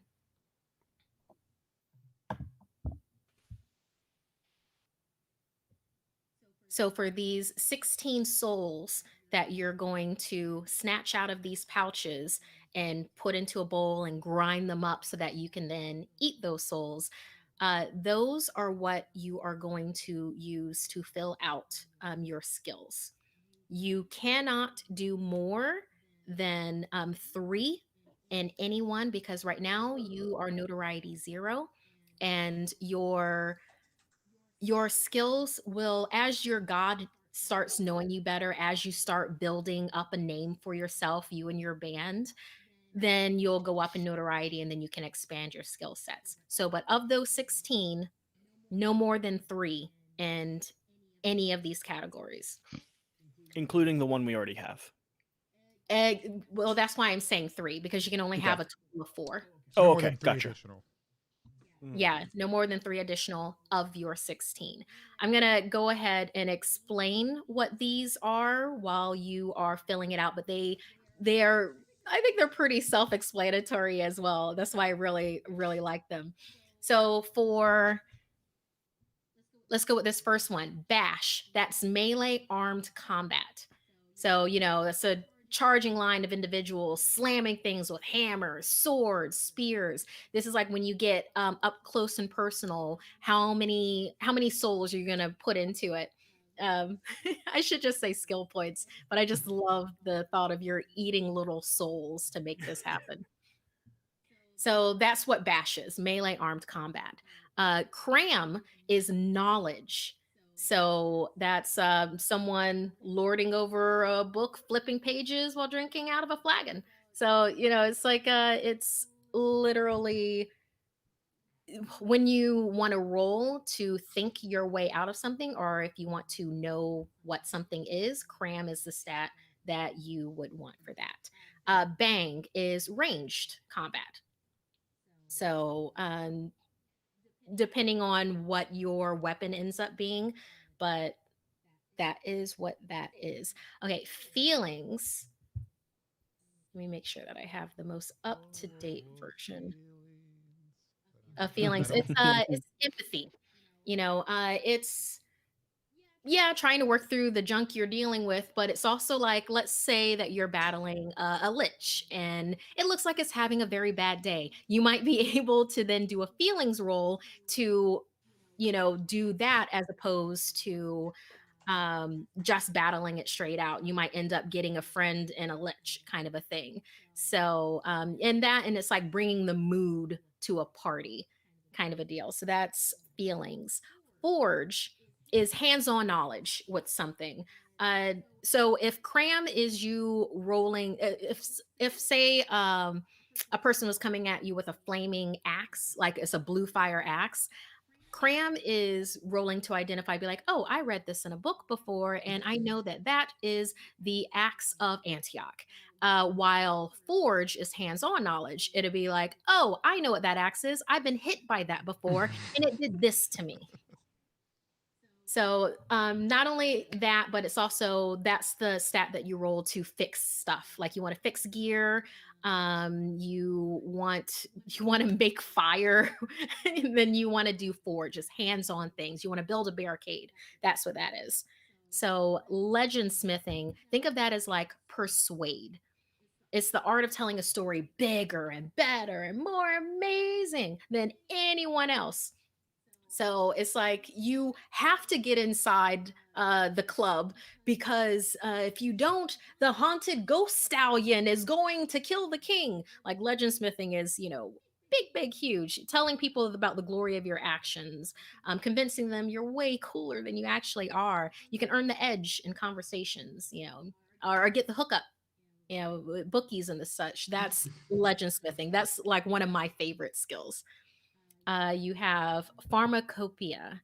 So that's medicine, that's healing. Um, making bandages, crafting deadly poisons, and then identifying weird and wacky things. And you, with pharmacopoeia, you can reverse engineer things. Although I would recommend also having stuff in forge to go along with pharmacopoeia if you want to reverse engineer things. So magica, that's casting and abilities. This is invoking the abilities that are attached to your weapon, outfit, and accessory, which is what the whole ability chart that I gave you to be able to utilize those abilities. It's like it gives you it's what you need to roll to be like I do this ability. And also it's defending yourself against magical powers that are forced upon you. And then just feeling the magica in the air, man. So that was that. Stunts is athletics. So there's not like lift, pull, strength. This one, no, vaulting over cool things like raptors and wooden crates and leaping from tall buildings, crashing through glass panes, other cool stunts, jumping over lava pits. So yeah, that's what you would do for that one. Schmooze. Schmooze is exactly like it sounds like. But let me just make sure that I get the right thing here. Well, nah, schmooze is you're doing the do. You know a guy that knows a guy that knows a guy, and you know exactly how to get them what they need to. You want to get people out of your way. You don't need to do big bombastic, legend smithing persuasion. You can just, slip them something under the table type of a deal. So that's what schmooze is. Think of the darker side of getting things done. Slink is like stealth. So sometimes you want to run into the fray, rip everything apart, and other times you just want to find the back door while other people fight. Living to fight another day can be just as subtle. So sleight of hand stuff. If you want to steal things, moving in the shadows, avoid being smelled because there's creatures that literally will just smell you. So yeah, that's slink. And then streets is city smarts, finding the best place to get a drink, the name of that one guy that can tell you the things. And wilds is nature smarts. So basically the same thing, but just nature wise. So yeah, those are the skills. So as each of you are choosing your skills, you see Sarah, who has been taking this journey with you, and she strides up to one of the pouches, and you know that it's Sarah, but she looks incredibly different. She's literally an octopus creature. That's octopus on the bottom. And then at the top, there's just kind of like a bald eagle. So it's like a bald eagle meets an octopus. And you see that she's carrying like this giant battle axe slash guitar on her back, flexing her muscles as she goes up to the soul pouches. You see her scoop out 16. She even tries to get more, but it's blocked. It's like, all right, so just the 16 then. She goes over to one of the offering bowls. You see her drop them into the bowl as they're like, ah! She pulls out her pestle to go with the mortar and starts grinding these souls like.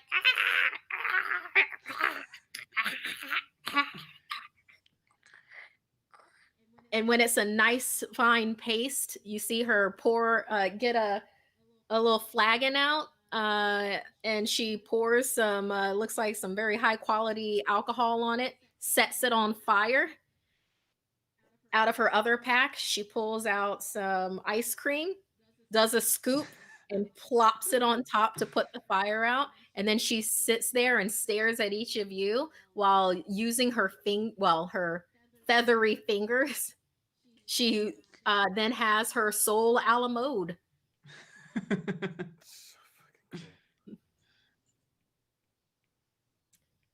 Have y'all filled out your character sheets? Do you have any other?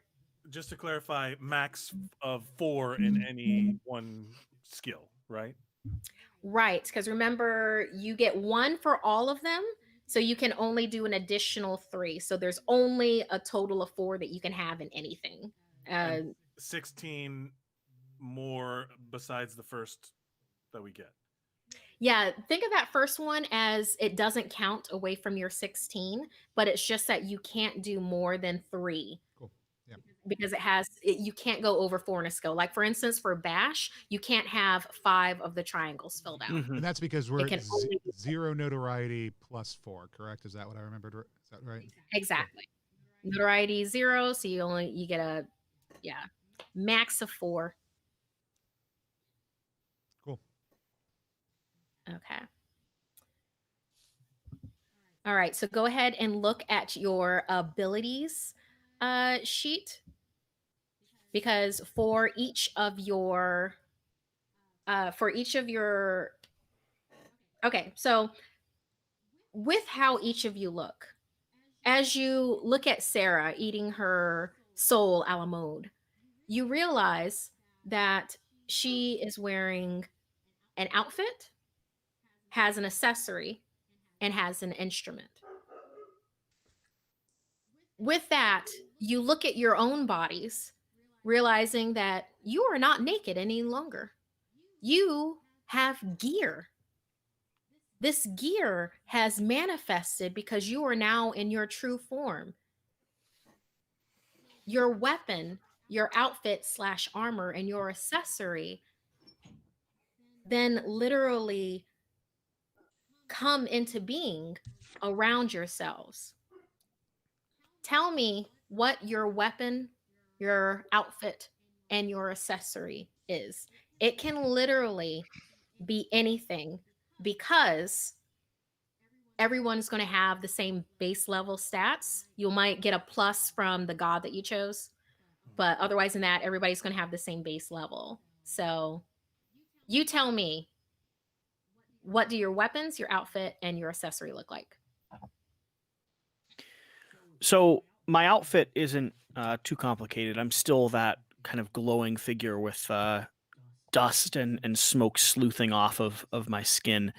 But there seems to be a layer of sort of chain armor, or sort of like a chain undershirt in a way that droops down, and a chain skirt as well, sort of like a chain kilt, I suppose.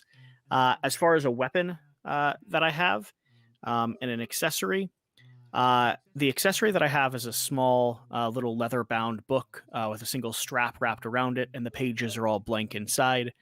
And the weapon that I have, is my weapon allowed to be an instrument as well? Sure. Okay. Absolutely. So the weapon that I have is just a large, is it a cello? I guess it's a cello. Okay. I love it. Is it like a It's like a cello? yeah. It's like a cello is like a giant violin, except mine is black with flames shooting out of the sides of it. But only when it's played, only when it's plugged in, naturally. Okay, so for this weapon, is this going to be a melee weapon or is this going to be a ranged weapon? Ranged weapon. Ranged weapon? Okay. So for your cello, then do a +1 attack unless your god gave you something different. I have a +1 ability from my god. Well, that's with ability. We're doing Okay. base level stats for Okay. your stuff right now. So So +1 attack. it's a +1 attack. Awesome. For your outfit, your chain outfit, do a +1 defense. Well, it's basically, I'm saying +1, but it's like you have a 1 defense right now. Yep. Yeah. So 1 defense, and your accessory, your leather bound book. That one we're going to leave for right this second because that's going to have an ability that's going to be well, each of them is going to have an ability attached to it, but accessories tend to mainly be that. Okay. Sure. And who describe your weapon, outfit, your accessory? Who is next? Good. I think that in honor of Asnu Baba, I think there's this soft, almost made of almost like a bubble veil that kind of like has an iridescent sheen to it, so it constantly shifts colors for my outfit.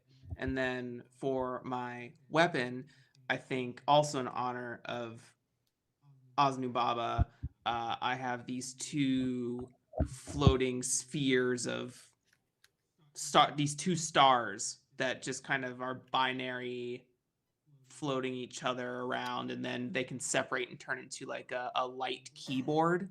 So they pull apart, and then there are keys there. And then accessory, probably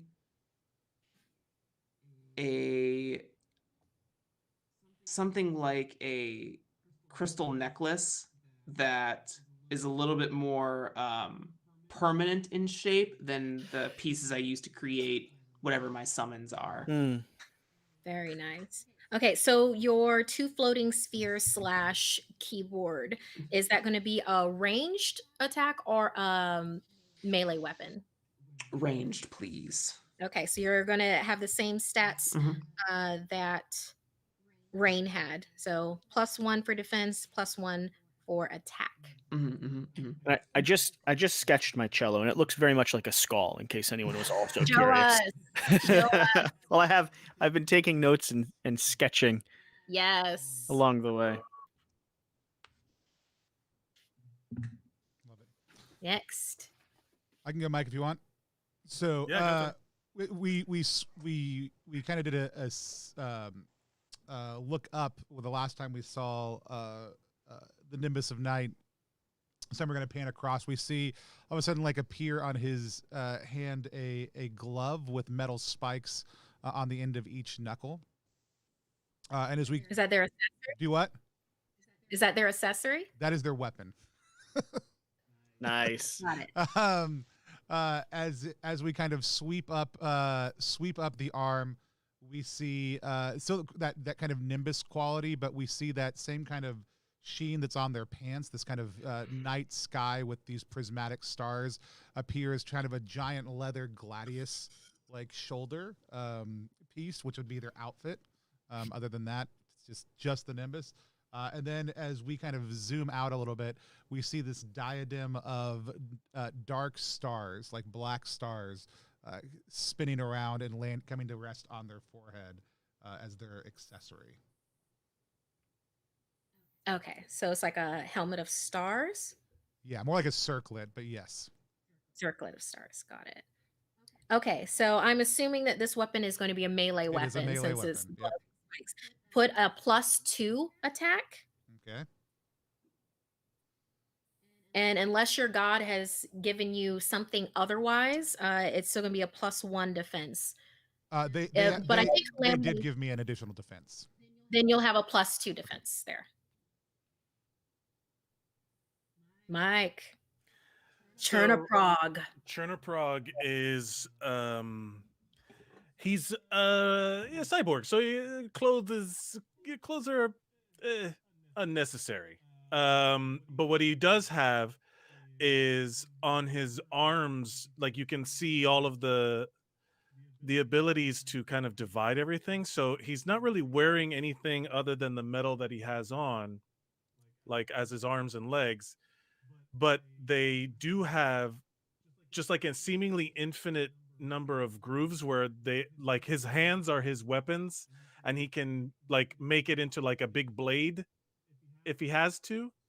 Like he goes chink, or because I like the idea of Let's have it as something that can be removable, because later on in the adventure, when you defeat monsters, you can take their resonance and imbue it with the things so your stuff is on you, but it's not necessarily a part of you.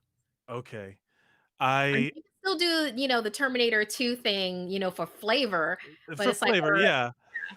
What I will say is that his interesting. Okay. So his accessory, I'll come back to the weapon. His accessory is going to be a series of pressure sensitive pads on his chest that he can use to call on different actions or something like that, like just like a weird sampler, a MIDI controller, if you will, where you can create things that have been recorded previously. He's like Bumblebee. He's totally like a bumblebee, and he has just like a sampler on his with a MIDI controller on his chest.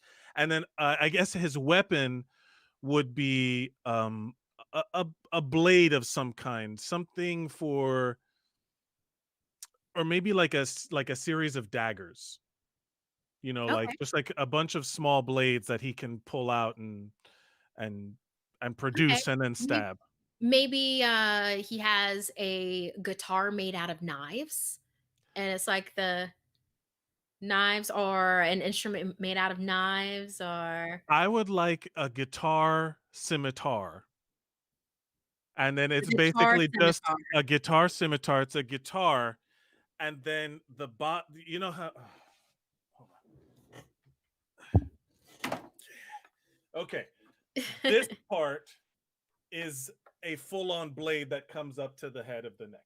So Yes. this part is a full-on blade that he just kind of smashes things and slashes them.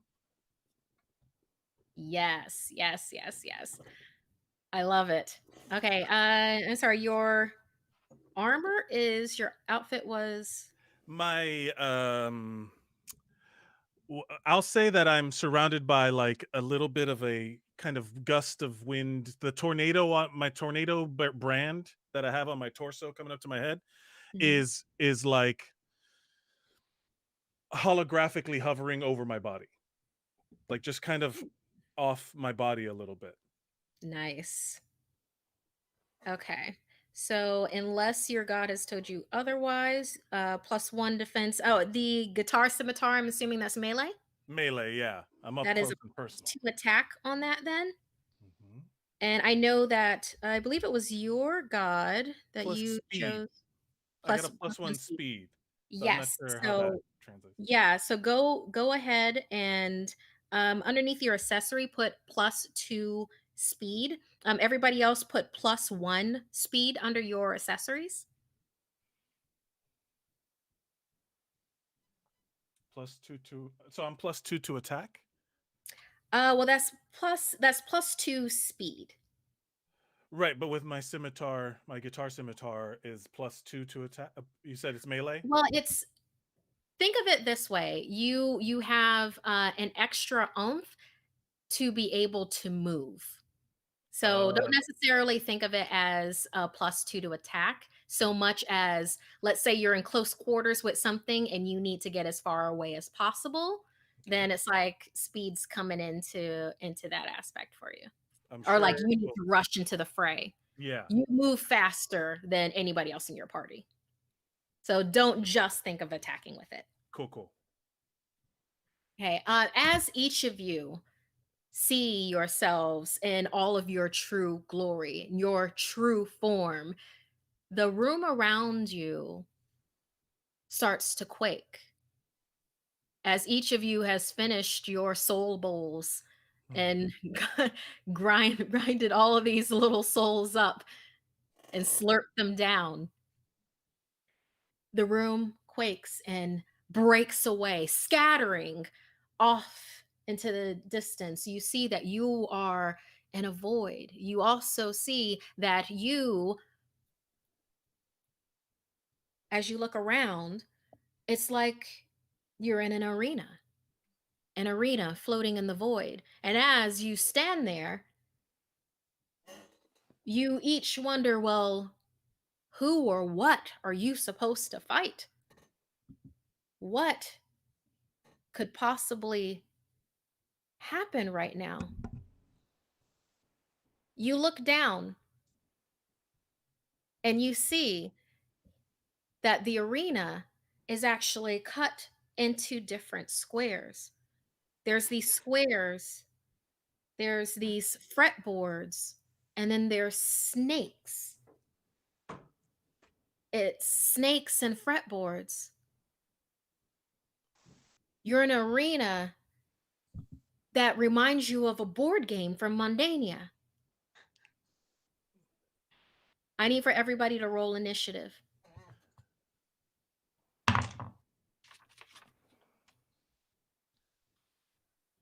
With the D12 you said?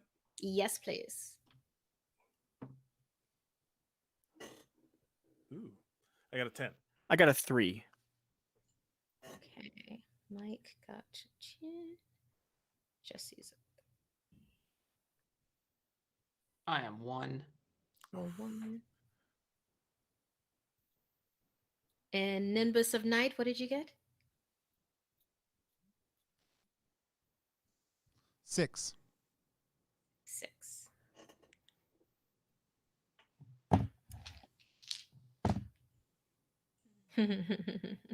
Uh-oh. Uh-oh. It's never good. GM giggles is not always good. As you are all standing on this board, you see that it doesn't look like it'd be that difficult to get to the end, right? You could probably just stride right across. In fact, you see Sarah starts to try to do that on her octopus feet, and she's literally blocked by some invisible thing. It's like, no, you have to follow around this board game. It's only 3 levels up. Snakes and fretboards. You see Sarah as she moves forward into the next square, and directly in front of her, just appearing out of the square, you see what looks to be what you think is a dragon, but it's not like any dragon that you've seen before, because you think dragons should be metal. They should be huge and snarling and frightening. And this dragon is kind of chubby and cute with like these little wings that are going on and a little snub nose. And you see that it goes over to Sarah and it kind of snuggles her. What? And you're like, but that's a dragon, right? And you're suddenly imbued with the knowledge that dragons in Ragnarok are like this. They're like flying pigeons. They're like food, like flying rats. Oh. These are the dragons of this game. And you see Sarah kind of laugh as she poses to go on to the next square forward. I just now got the snakes and fretboard thing, and I'm mad that it took me that long to get the connection. Oh my goodness. Cherna Prague, you have a speed of 2. Would you like to do 2 squares? Yeah, I'm playing along. I'm following the order. All right. You stride forth, going past the dragon that's snuggling Sarah, and you go directly into the next square. Like, how bad could this possibly be? As a rabid worm monster erupts in front of you on this square. This is the giant Biot worm. And it is gazing at you, its maw hungry. Yeah, I react appropriately by cowering. Like, what is this? Do you want to cower for your turn? You did a movement, so now you get your action. You can be metal as fuck that you want. I want to then my hand splits. I start doing an insane Buckethead solo with like way too many notes, and then I jump up in the air with my super piston legs and go sha sha with my scimitar guitar. All right. At whatever I assume the neck of this thing would be. All I mean, right. it's a worm, it's all neck, but whatever. Okay, so it sounds like you're doing a bash attack. Yes. And do you want to add anything else with that you're trying to do as well? Are you like battle crying? Are you legend smithing right now, saying your glory while you're doing this? Well, I think that it with my leaping and like twisting, would this be stunts? We can add stunts in there. Like Okay. I'm doing, because I'm kind of like doing a full-on jump spinning, whirlwind attack. All right, let's go ahead and put your stunts in there. What did you end up putting for in stunts? I put all 4 in stunts. Well, so you've got put 3 in there, so you have a total of 4? I have a total of 4, yes. Okay, A cool. total of 4 in stunts, and then 3 in bash. 3 in bash. So you were going to roll a total of 7 d4s to be able to do this leaping spin attack to slash this Biot worm. Yeah. Go ahead and roll that and let me know how many 1s and how many 4s you get. Well, okay, so that's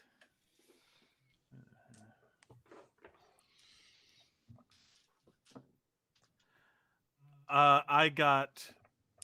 You don't care about the 2s and 3s because I got two. Just I got one. 2 1s. I got 2 1s and 2 4s, technically. Okay. So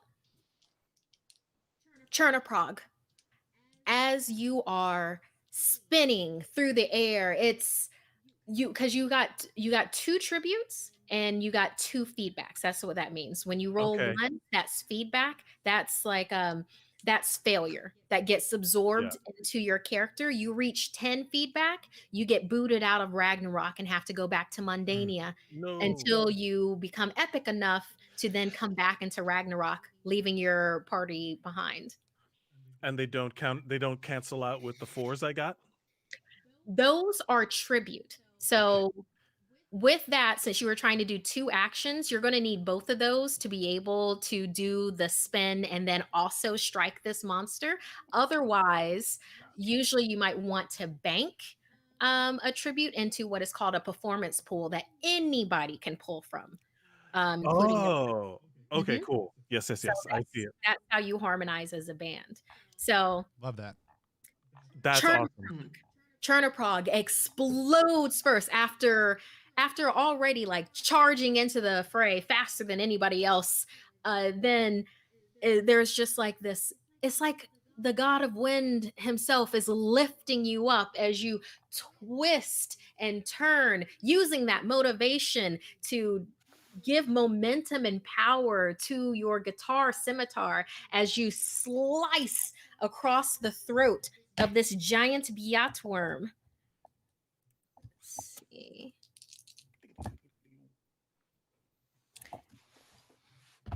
Causing a fair amount of damage. That was a wonderful roll. Yeah. Pretty epic. As you slice into the neck of this giant Biot worm, a screech fills this void of a arena as some of the goo is splattering out all around the rest of your party. And as you see the goo splattering around, it hisses on the ground. Oh. Yes. Gotcha. Okay. Yeah. Yeah. Nimbus of Night.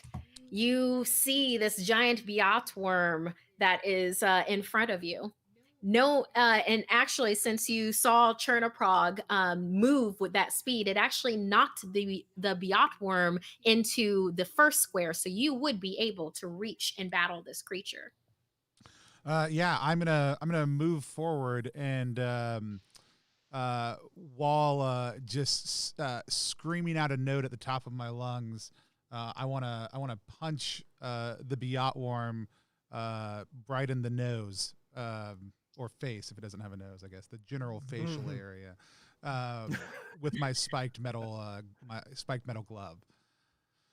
Okay. Do you want to put any other skills with it in that? I think. Keep in mind, if you add a skill, you gotta also be able to roll enough tribute to activate it. But it still is pretty epic looking. Yeah. So that, I think that was going to be my question. So how do I just say which one of those I want to use? Well, you gotta justify it. Okay. Like, what is it that you want to do? I want that use that scream to deafen, if possible.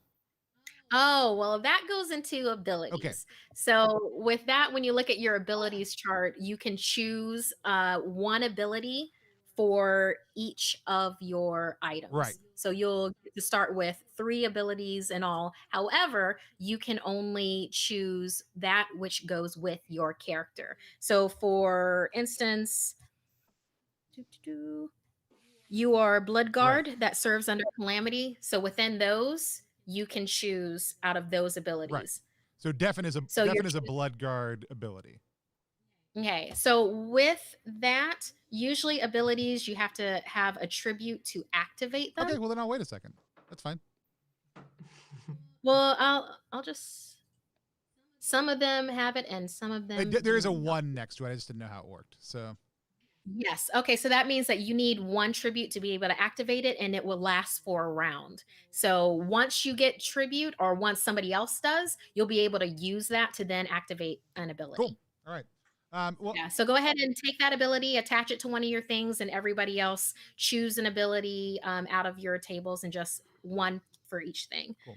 All right, so Then in you that case, are let me add. I think I'm releasing like my rage, especially having been knocked down in the original thing. And so, can I roll feelings and bash? okay. So feelings is you doing something with somebody else's feelings as Okay. opposed to your own. Like if you wanted to, like, because remember that's empathy. No, yeah, that's fine. So Yeah. yeah. Then no, I'm just gonna bash.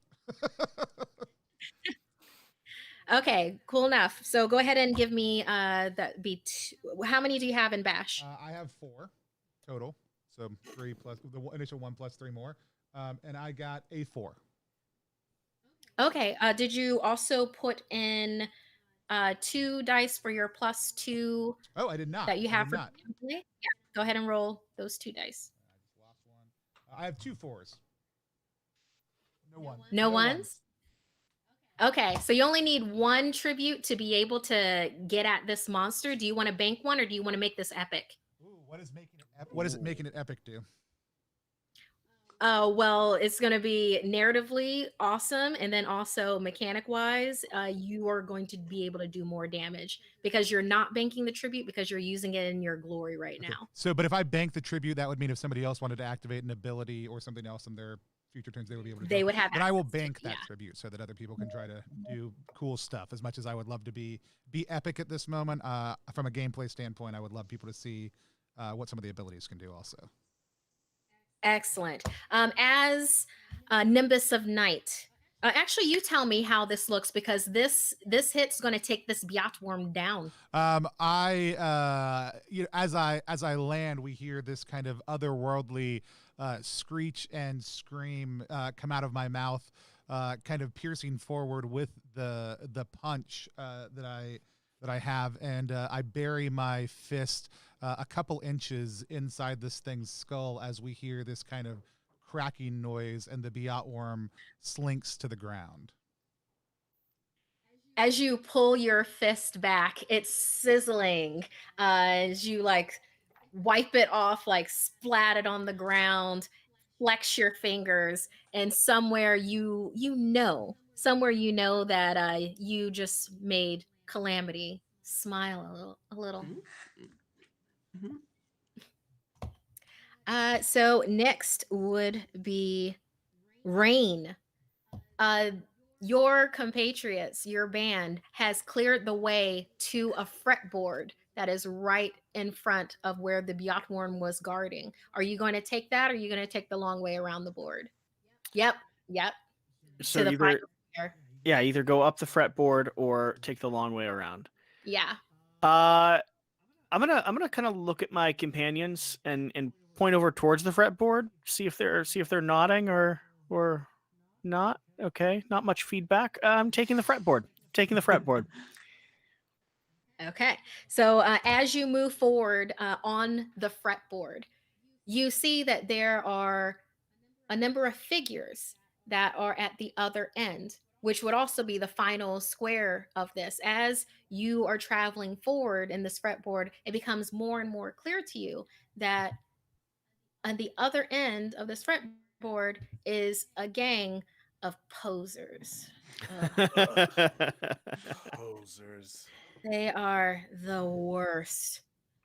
When an avatar of metal is defeated permanently, as in there's too much damage that they take onto their meat stack to be able to survive any longer, then that person is forever banned out of Ragnarok. However, that avatar still exists in it. And that avatar, when it's taken over by, they're not even sure what these things are, but it's like a devourer, this soulless thing that then can inhabit these avatars. And when it does, these freaking posers taking over these epic warrior bodies in a fight, they can drain avatar abilities, but they can't enact any of their own, because why not? Posers aren't imaginative and they suck up the world around them. So obvious. And Yeah, absolutely. Yeah, 100%. as everybody, including Sarah, who with the dragon is just following along behind, because that's what dragons do. Oh my goodness. As you travel up the fretboard to this final square, this final level of this entire trial, as you see this group of posers waiting for you, Shard, you're looking at with that, because that might be after you defeat things and then you have the resonance to then utilize and upgrade your weapon, outfit, or accessory. So you have to, For example, just picking one off random, I'm looking at Disintegrate under Aznubaba, and it says upgrade ×2, ×3, ×4, ×5. okay, yeah. I was making the assumption of like a spell upgrade, but if that's not the case, I still have other choices. Yeah, that's not something that you'd be able to do right this second. Perfect. That's a character progression option, right? Great, yes. Yeah. Perfect, great, good to know. Then I would like to roll Magicka and Bang, which will give me a total of 8 die. Oof. As I pull the planets apart and you see what is like a dual disc shaped keyboard from Yu-Gi-Oh! And on my compatriots' turns, like the Katayanagi twins from Scott Pilgrim, the first character goes and it's the boo, second character goes boo, and then I hit the whole chord, and I'm just gonna rip a ranged attack at one of these posers. So cool. Okay, so Bang and Magicka, don't forget to add your 1d4 for your actual ranged attack too. Perfect, thank you for the reminder. So that is the 2, 4. Tell me how many 1s and how many 4s you get. I get 3 4s, so 3 tributes. No ones? Dope. No ones. No ones? Not bad. Nice. Okay. I'm pretty good. That's an amazing roll. If you use all 3 of those, it's gonna cut this gang down to just 1 poser. I'll let you know that right now. Or you can bank some for the next player. No, I think I'm haste is key here. That last chord hits, and it's definitely that Katayanagi twin synth wave that takes out as many posers as it can. Just you take them down. There is one standing in the back, now looking at all of you and kind of shaking, because posers work better in a group, but not when they're outnumbered and have like authentic people coming at them. So as the poser starts backing away, slowly backing away, as your band leaps off of the fretboard onto the final square. Does anybody want to do one last thing to this poser before the next thing? I just want to yell at it. I just want to like give it like a guttural like death, like a death metal growl of like posers beware. You know what? I'm not gonna... Go do it. Posers beware. Anyone who sees said spread word of our majesty and our power. And then like just like basically like, you know, we need notoriety. So whatever I can do to spread the word about our band because we're about to kick some ass, take these posers down in the name of our metal gods.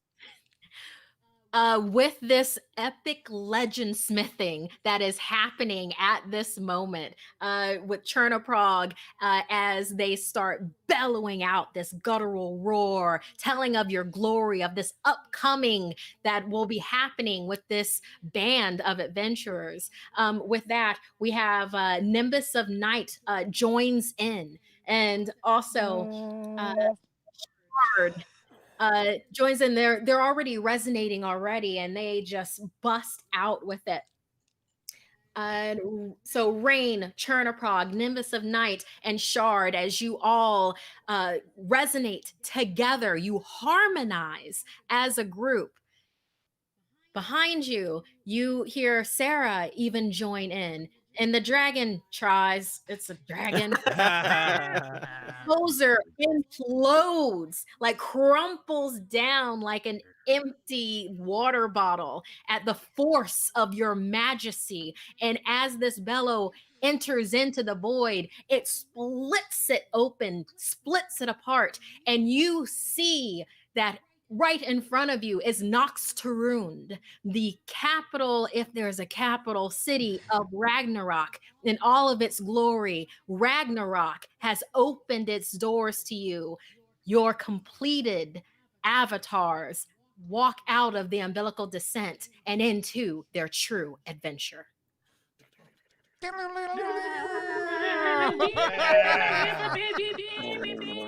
Awesome. So now we're gonna play for another 4 hours, right? No. I'm emotionally invested in my character now. Yeah, this is so fun. Opposite of OSR principles. I just can't wait to play next time. That was so much fun. We already do a thing here on +1 called Reaction Roll. Reaction Roll is a live stream within a live stream. It's where we sit down with a creator, a member of a development team from a game that we just played, and talk to them about what we thought about that game. Today, we are talking about Gods of Metal Ragnarok, which is live right now on Kickstarter from Hunters Entertainment, which produces absolutely amazing games that I am consistently blown away by. I've been so excited to play this for the last couple of weeks, and was thrilled beyond what I could even imagine about how the game went. And we just did essentially a character creation adventure, and it's one of the best tabletop experiences I've had, and I just absolutely loved it. In case you don't know, my name is Tony Vicenda. You can find me at Tony Vicenda on all social media. You can also find us at +1EXP. If you're watching right now live with us here on Twitch, you can type in !Kickstarter to find out more information about this game. Also, you can type in !Quack to potentially win a dice bag. We're going to do that drawing at the end of our interview process. It's a dice bag from Black Rainbow, and you're going to want to get this game, and you're going to need all the D4s you can possibly get. They've got some awesome ones, metal ones on the game itself, but Black Rainbow makes excellent products, and we love supporting them also too. So type in !Quack after you're following if you want to do that. We're just a weird little brand that multi-classes in tabletop game design, beard and skin care alchemy, and the Bardic College of Content Creation. But you didn't come here to hear me talk. You came here to hear about Gods of Metal. Before we talk to about Gods of Metal, no, sorry. Let's move around and have everybody introduce themselves again real quick. Jeremy, tell people who you are, what you do, and where you're from. Hi, everyone. I just played Shard, your crystalline giant keyboardist. You can find me at JeremyGage5 over on Twitter, and you can also check me because I am the host over at the Draw Your Dice podcast on your favorite distributing podcast manufacturer. Wink, wink. Mike, tell people who you are, where you're from, where they can find you online. Yeah, my name is Mike Medcadal. I just played Chernaprog, the cyborg note slinger with a guitar scimitar. God, that was so fun. I am a comedian in New York City, but because of COVID things, I am now podcasting a bunch. So you can find me at Mike Mercadal on all social media, and I host a podcast about the MCU on the Missing Sock Podcast Network called Mike Contextualizes the Universe, at Contextualizes on Twitter, and a podcast about the Cuban American experience and liberal and progressive Cubans in the United States called Oh the Cubanity, and it's OH_the Cubanity on Twitter. Awesome. And leader of the Quack Squad himself, Jesse, tell people who you are, what you do, where they can find you online. Yeah, my name's Jesse Anderson. I just got finished playing August Rain, who was seeking out to try to purify the corrupt. I predominantly do stuff in the board game space, the tabletop industry. If you search Quackalope, you'll find a lot of community-focused content around why we all like getting around a table together. And last but certainly not least, why basically everybody stuck around for as long as they possibly could today. She's so good. So good. Our Mistress of Metal, Markeia. Markeia, tell people who you are, where they can find more of what you do, and then give everybody just the elevator pitch for Gods of Metal. Yeah. Okay. I'm Markeia McCarty. I'm the marketing manager for Hunters Entertainment. They have brought you games such as Alice is Missing, Outbreak Undead, Altered Carbon, the RPG, and so on and so forth. You can find me on you can find me on the Hunters Entertainment Twitch channel on Tuesdays. We have an Outbreak Undead campaign going on right now. As far as connecting with me via social media, it's my name at Markeia McCarty. That's Instagram, Twitter. If you want to connect with me on Twitch, it's at Darth Markeia, and same for my Discord. So with Gods of Metal Ragnarok, we funded our Kickstarter funded in just under 5 hours. We're working on our stretch goals. We have our the stretch goal I'm really excited about is our expansion that we have coming up, the Isle of Rockapalago, and that that just goes into this whole other realm of everything, and I can't wait for us to hit that level. But what Ragnarok is, it is your epic heavy metal fantasy RPG made into life, where you can break out of a drab and gray world, aka mundania, and break into and rebel and live your best rock life in the land of Ragnarok. So what I just did with these gentlemen was we went through remember, things are beta. We're still in our Kickstarter right now. It ends on the 22nd of February. 2021. I don't know when people are watching this. So we just did the Umbilical Descent, the beta level of it, where the entire thing is a character creation adventure. So it's like you sit down with a will to play and some dice, and you will come out with a fully fledged avatar that, in the words of Mike, that you are emotionally invested in. Too much. Probably too much. I want to bring order to the universe through my shredding. I really do now. I'm going to go outside and start screaming about purifying the corruption whenever this is over. Until the cops come. I'll yell it louder at them. Let's be honest. I had actual blast. I think everybody did. Reaction Roll is just a chance for us to share our ideas, talk about what we loved about the game.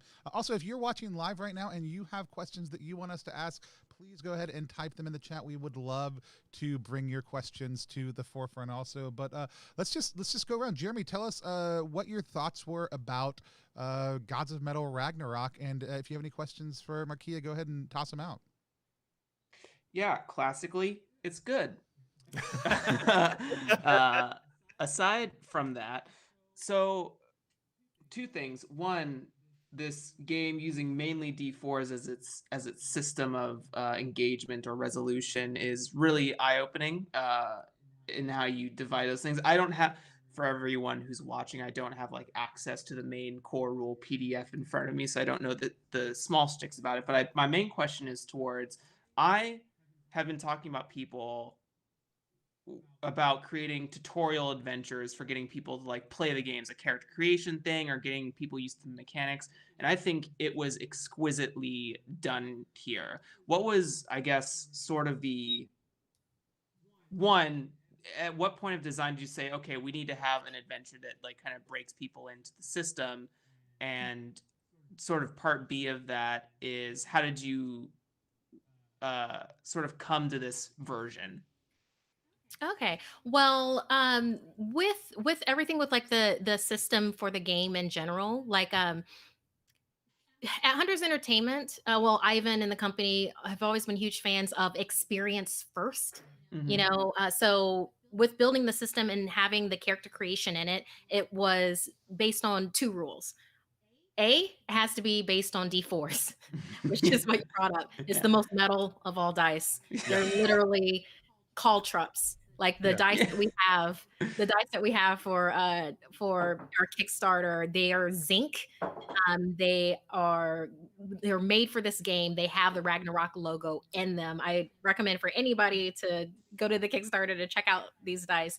But and then B, it has to emphasize teamwork and a feeling of camaraderie that feels natural in combat. So every choice that has been made has been based on those two rules. So things change a lot. I will tell you that. Like the Umbilical Descent that I just ran with y'all, I cannot tell you that that's what's going to end up in the final version of everything, because even that is in flux. So with us realizing, well, with the company realizing that it was a dice pool / resource management type of a game, but we wanted to also give you nuance to feel like you have control of your destiny. That's where Umbilical Descent ended up being born from that kind of thought process. If that makes sense. We wanted you to, well, the company wanted people to be able to jump into this and still feel the epic tone of everything, just to make it approachable. Because I mean, with one of these things, why Ivan even has this is because of his love of Brutal Legend, and then also um, King of the Wild. If you've read that book series with a Y, it's like those are the inspirations. Like those planted the seeds to have this, and then it's been kicking around with the company a little bit for a few years, and they had a bunch of other really awesome properties that needed to come out, and like Altered Carbon and like Alice is Missing, and now it was time for Ragnarok. Did I answer your question? I think I did. Yes, absolutely. There's Yeah. there's a lot of pieces to this that I'm certainly going to take back to my own designs that I love, and I think that it should be really examined in other for other creators to think about when they're making their games. I think a tutorial adventure of this, you pretty much set the bar for me, I guess is what I'm saying. So I love it. Nice. I love that the idea is literally just that like, because I was trying to figure out why the D4s, like why that was a choice. It's like, oh, they're the most weaponizable dice. I love that is literally what it was. I there could have been another reason, but the fact that you're just like, no, they're brutally violent. No, like literally there was like a conversation that had to be had where it's like, we can't have them be too sharp. Like there was a literal conversation. Yeah. It was just like, all right, this point and no further. I also have to admit, when I was first told like what I needed to prep for the session, a handful of D4s when it comes to RPG experiences and games is not normally the thing that I'm told to grab. Yeah. I thought when we actually got to the combat and the sequencing and how you were either banking stuff for other people's abilities or rolling, fails and successes and having the odds kind of not just be a single die roll, I enjoyed that. It was done in a way that I wasn't expecting, and I thought it was done well. Mike, go ahead and tell us some more about your thoughts, and if you have any questions, go ahead and toss them out. I love first of all, Markeia, you're an amazing GM. This was just a delightful experience building the world, but I imagine each GM is going to have a their own flavor in terms of, like, as much as we're talking about Brutal Legend, or that Tenacious D is like one of my favorite things in the world. So I was just trying to channel like that goofy side of things, but I imagine you could also make this a very kind of like horror themed, almost like grimdark thing, but it feels like there's a lot of versatility with the GM. Is the world built out in a way that is like customizable in tone as well? Like, is there, like, I'm just curious, as because again, we don't have I'm immediately about to sign up for this, but because I really want the book, I want the book. Also, the artwork that I've seen that you have is amazing. Yeah, I've been popping up a couple times as we've been going through the some of the images from the Kickstarter page. I'm just gonna scroll through the God poster posters are images. lit, on that also for lit. you watching out Enough there. of, yeah. I'm just rambling, gushing, but the idea of this, I'm sure things are going to change, but like the idea of the being able to choose completely how you look and not having a race or class, or well, like a Was super important, like yeah, super important.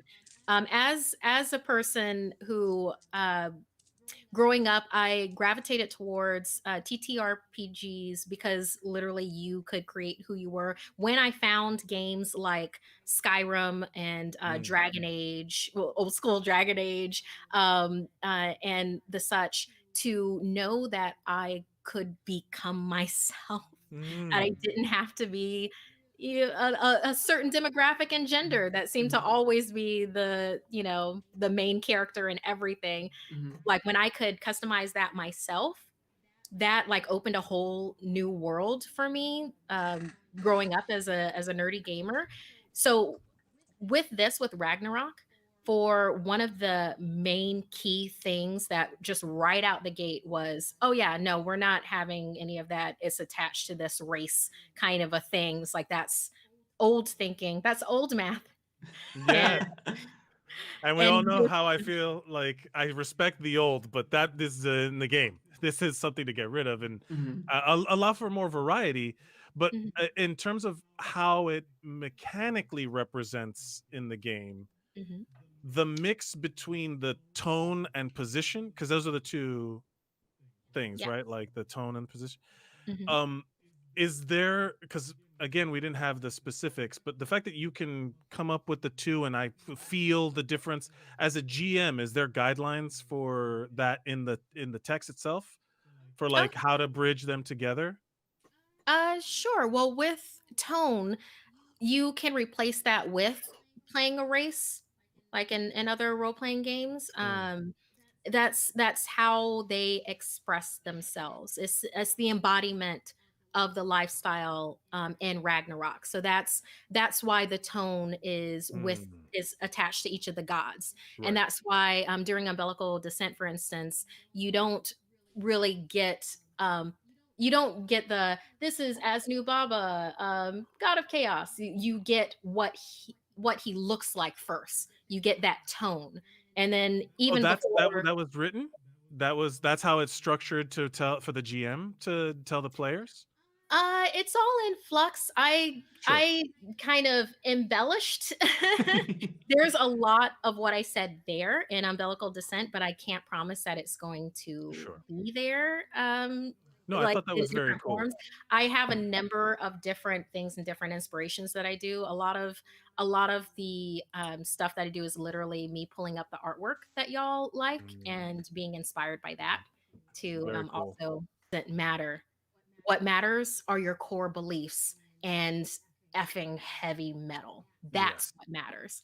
So that's why tone, which is choosing the god that your particular avatar is going to resonate with, that's what matters. Um, do you want balance? Do you want speed? Do you want madness? It's like Mm, what is it that you want to embody with your tone? So that's with attaching to the gods of metal. And I think that's a whole lot more boiling it down to your essence than, you're an orc. And now right. go through your orc abilities because you were born this way. Right. It's like, yeah. Yeah. Not saying a whole lot about other role playing games because gosh, I love my D&D. But just appearance, race, gender does not matter. For positions, though, that is how you are actually interacting with Ragnarok. So Right. that would be your class. Like you would have rogue or paladin. Mm, That kind of a thing. So yeah, that's think of that as positions. So that's why when you have I mean, you could have barbarian class or you could have brutalizers, yeah. Yeah. Yeah. warriors of metal kind of a thing. And the So, abilities grow because you have abilities for your tone and do they like, so there's like a really big combination of mm, potential things that you could have because each I mean, yeah, like my character was a shredder of Uh, Katakari. Kekatari. Hekatari.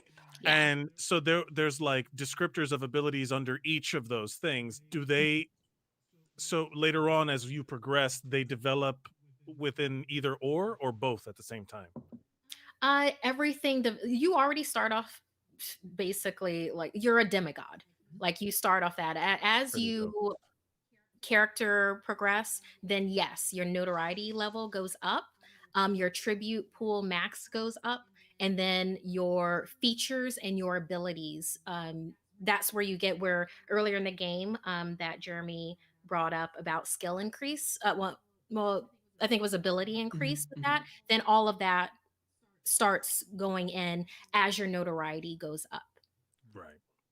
That's cool. I love it. Okay. The Quackmaster himself, Jesse. What were your thoughts? What were your takeaways? And what questions do you have? Yeah. So first off, hats off and all the kudos to your DMing skills. You were absolutely marvelous, and I would be. I hope I get to play another game with you at some point, and I would be honored to do so. So if there's ever a seat open at your table, please feel free to reach out. I think that goes for all of us. Absolutely. But greedily, I'm going to be the person that volunteers myself first. All that being said, when it comes to this experience, I thought the character creation journey was really, really well done, in a way that I haven't done or haven't seen done in some of the other RPGs and things that I've played before.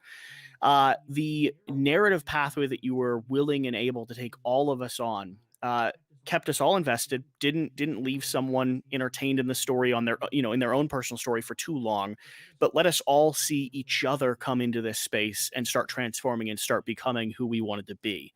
I think that's really cool. And sort of like some others were saying, I think it's something that we're going to see done more and more in the RPG space. And I don't know a ton about the RPG space, to be fair. Like, there's so many books out there that I'd love to dive into and read.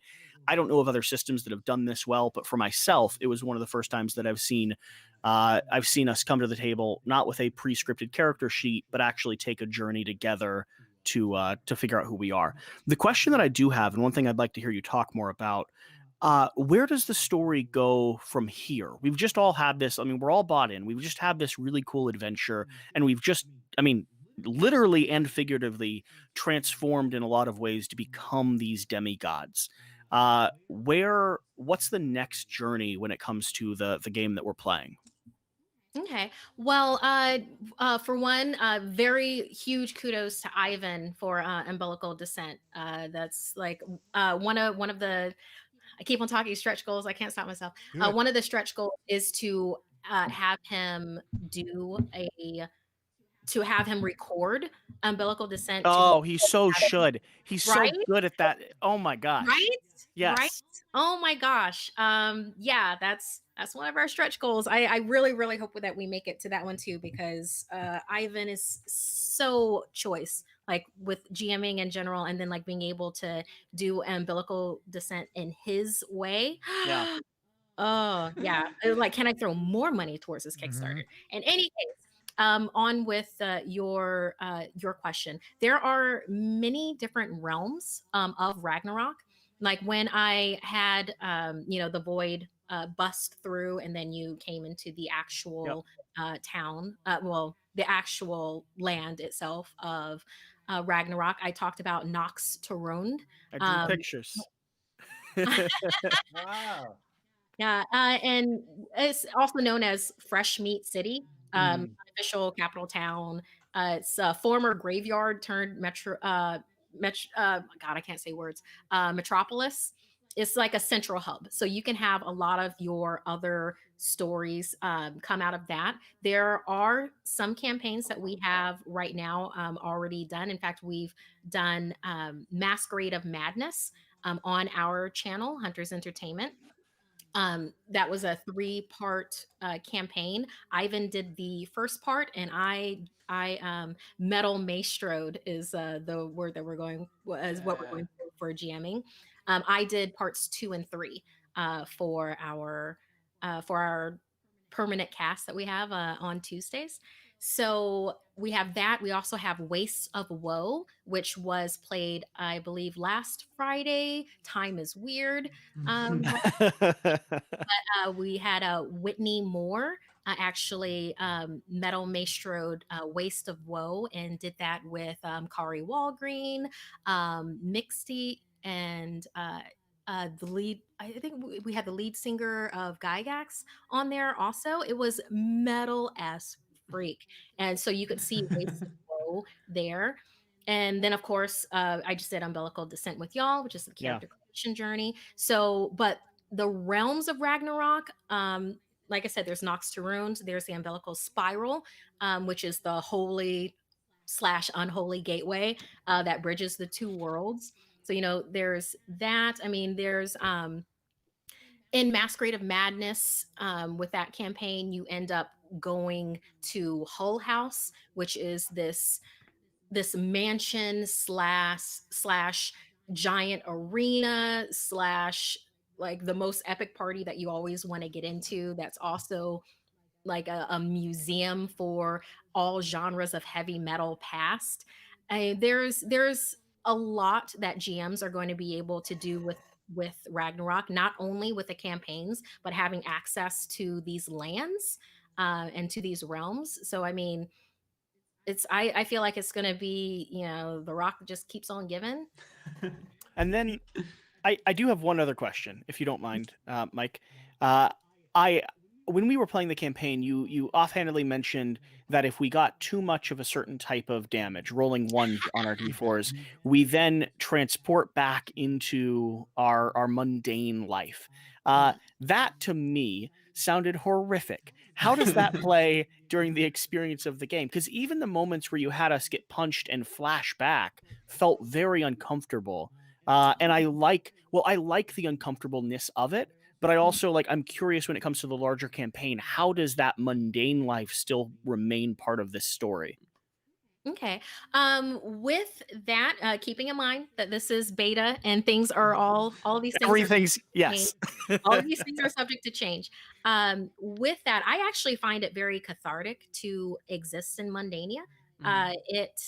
It scratches an itch that I kind of need to be able to bust out of that world. For And sure. then because of rebelling, I end up in Ragnarok. And I also like the mechanic that with your feedback threshold, which you start off with 10, if you get more than 10, whatever thing that you were just doing, whether it's an attack or trying to schmooze someone or whatever, you succeed in that.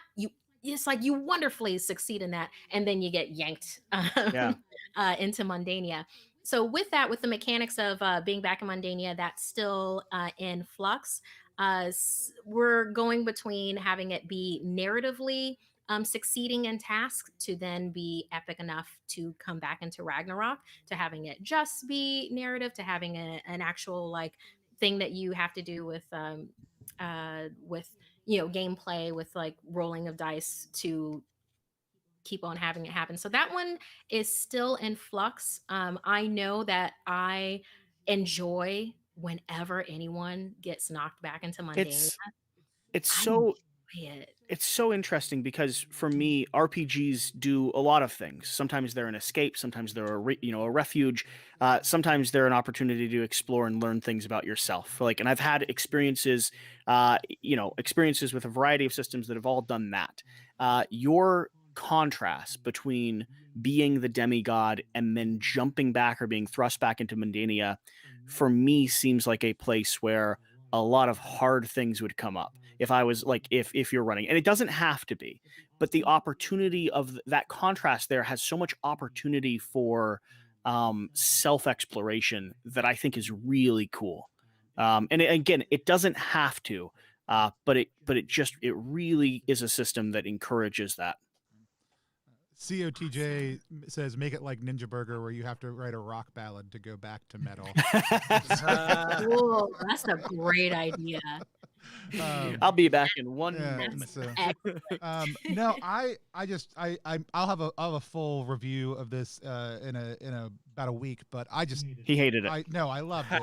I have so many questions. I think kind of similar to some other people. Some of it's narrative, but I will say just one of my favorite things is the ability to sit down at a table. And I think good games do this, regardless of whether character creation is complex or simple. That the core mechanics can be explained very briefly, and sometimes it takes a little bit to figure it out. That's a lot of what we try to focus on for our reviews. But then the expansive lore and reality of the setting that has been created for Gods of Metal is just it's so tremendous. Everything y'all have done on the campaign and through the game, it's just very evident the environment and the reality that really literally y'all are trying to shape by gameplay, with from music to other things, the art, the D4s, every single little piece that you're putting in is so intentional, and it's one of the things that I've come to expect but also love about Hunters again. And also that relational element of, we're going to establish things early in play that bind people together, that are fun, that bring people around who their characters are. It's so great. You'll do such a phenomenal job of it. I'm so excited for it. I want to go back and throw more money at the campaign also too. It's just I'm going to replay this for Ivan and the company because they need to hear this. They need to hear it so Yeah. much because I'm yeah. all of because everybody has their hands in on it. Everybody's so impassioned with this. Like it's not like a pet project or anything. This is like taking that inner child inside that heard heavy metal for the first time and telling them, like, validating them. It's like everything that you love is 100% amazing, and here's the game for you.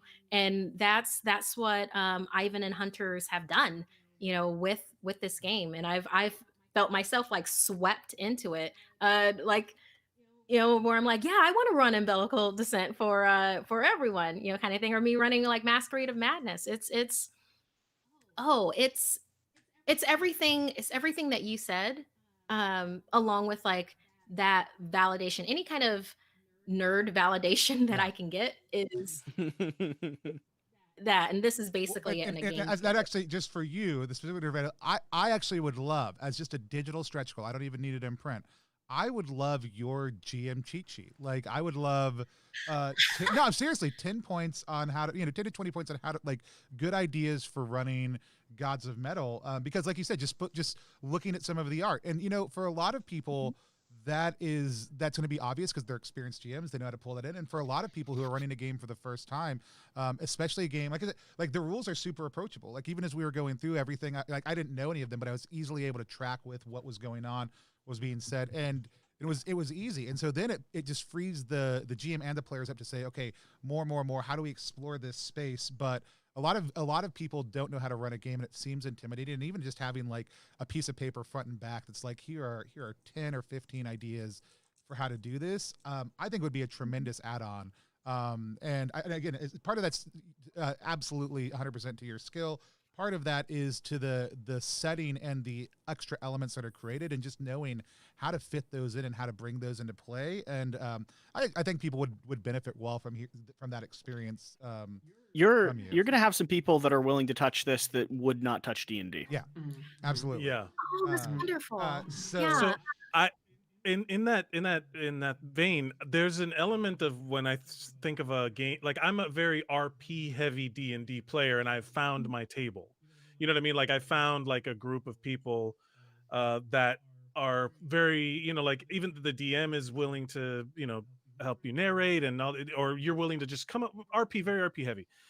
This game really does lend itself to that. I imagine as more and more people play this game, there will be a development of styles of play, but like any world, like any system even. And I know a game is good when I immediately start thinking of what else I could invent for it. Mhm. You know what I mean? Mm. So as I also DM my own stuff, and the first thing I thought of was that this could be like Overwatch or something, where your gods, you could have like expansion, like different gods as they come out, like you could bring, like, there's more and more representation, or like tones versus positions can be not homebrew, but like as the system itself grows. because in my mind I'm already like, oh yeah, this is gonna be a hit. Everyone's gonna be playing it, and they're gonna want more, and they're gonna create their own things. In my mind, I'm already like thinking of the potential for growth and Hyper future hackable, yeah. gods. I think that takes it to my last question. That really is, again, everything's in flux, right? So, you have the there are things that I added onto Umbilical Descent. So if there's anything that seemed like really jarring, it's like those are my additions. If there's well, they're official now. Everything's in flux. So I think my last thing is like we've got this ever looming threat of returning to being mundane, right? What are the big bads? What are the things that people are worried about within Ragnarok? That's the other big, like, what are the in Ragnarok looming threats? Oh, there's so many. I mean, there's well, you're not the only avatars that live in Ragnarok. There are other avatars. There's also the denizens of Ragnarok. There's other bands, there's big bosses, there's other managers, there's creatures that are just everywhere. There's literally danger at every turn. There's there's more than enough ways to die and to live while you're doing it. Like it's a whole lot Even of then, getting sent back to Mundania feels like a fate worse than death. You know what I mean? Like that's like the point of the world, is to be this rock god and to then have a taste of it and then get, like, I genuinely felt that moment when we rolled ones, these guys rolled ones, and they got that flash of their old life. I can only imagine, like, oh my god, ugh. Well, I also for the enemies. I mean, they of the ones that I said, and like there's frost trolls and crabulons and the such. There's they tend to break down into 4 types of monsters. Minion, elite, which is like more like specialized warriors.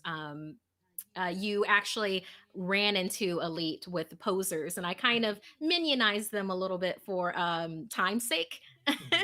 Or then there's boss, like those the big boys that they command like a retinue of lesser baddies, and then you have your legendaries. I have brought in a legendary. I brought in 2 legendary enemies before in Masquerade of Madness. If y'all end up wanting to see that VOD, I don't want to give away what those were because it was such a wonderful build to what those ended up being. But I do recommend to just go ahead and check that out. But yeah, with enemies, you can have anything from like sellouts to posers to, I was like gonna say, even just your descriptions of like the carapaces, whatever that word is, of the posers that were sitting there. What is that word? I couldn't say it. Like the outer shell of a cicada. Carapace. How you pluralize it is a great question. Yeah, I want to immediately, like, just, I don't know if anyone here has played League of Legends or knows their skins or anything, but the Pentakill skin line, I would totally rip them into this hardcore. Oh, wow. All right. Well, we would probably sit here and gush on things all day long, but I know that I have another stream this evening we have to prepare for. If you are watching right now and you want to come back this evening, we'll be giving away another dice set tonight also, too. It's a double stream day. We're going to be playing Never Going Home by Wet Ink Games. However, we've been playing Gods of Metal Ragnarok. I'm going to let us whip around one more time, let everybody say who they are. Have Markeia just kind of give us, again, that elevator pitch one more time, and then we'll wave at the screen and say goodbye. After I do the giveaway. So I'm going to set that up right now. But let's start with, again, Jeremy. Jeremy, tell people where they can find you on the internet. At Jeremy Gage 5, Twitter, host of the Draw Your Dice podcast and your favorite podcast distributor. All right. Mike, hit us up.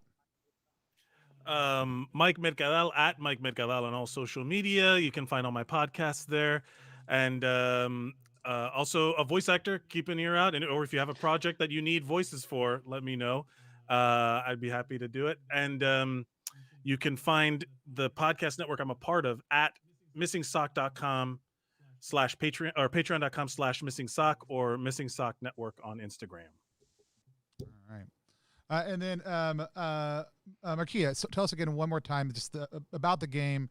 Wait, did I do Jesse? Did I do you? I skipped you. They could just search Quack There we go. online. They'll They'll find me. you.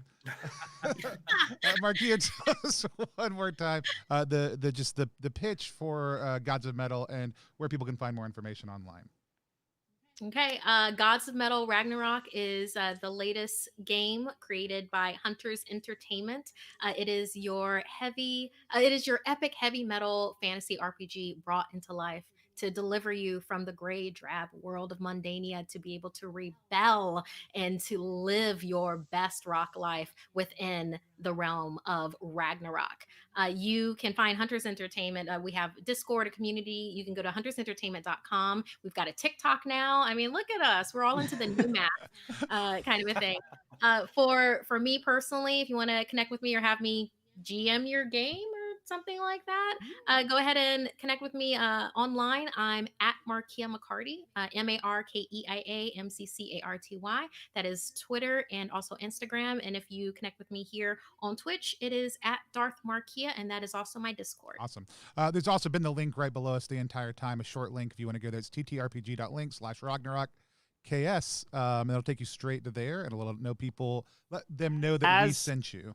And so, as Quackalope starts doing RPG stuff, I just have to say, stop. I would love to hire now. you. I would love to hire you to come DM a session. With that said, we're I'd love to do it. I'm open to more DMing. I kept it all home games, and then I did it for a couple of channels. Sold. You have a contract. My name is Tony Vicinda. You can find me at Tony Vicinda all over the place. We're at +1 EXP. Our hope, our desire really is to help independent RPG players and designers find each other and fall in love with the games that we love to play and that we love getting to showcase.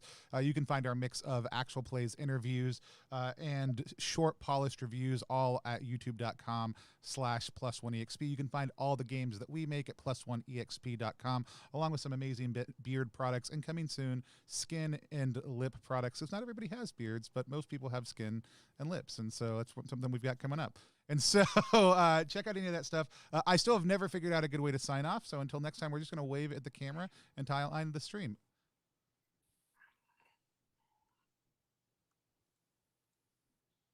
Yeah. Yeah.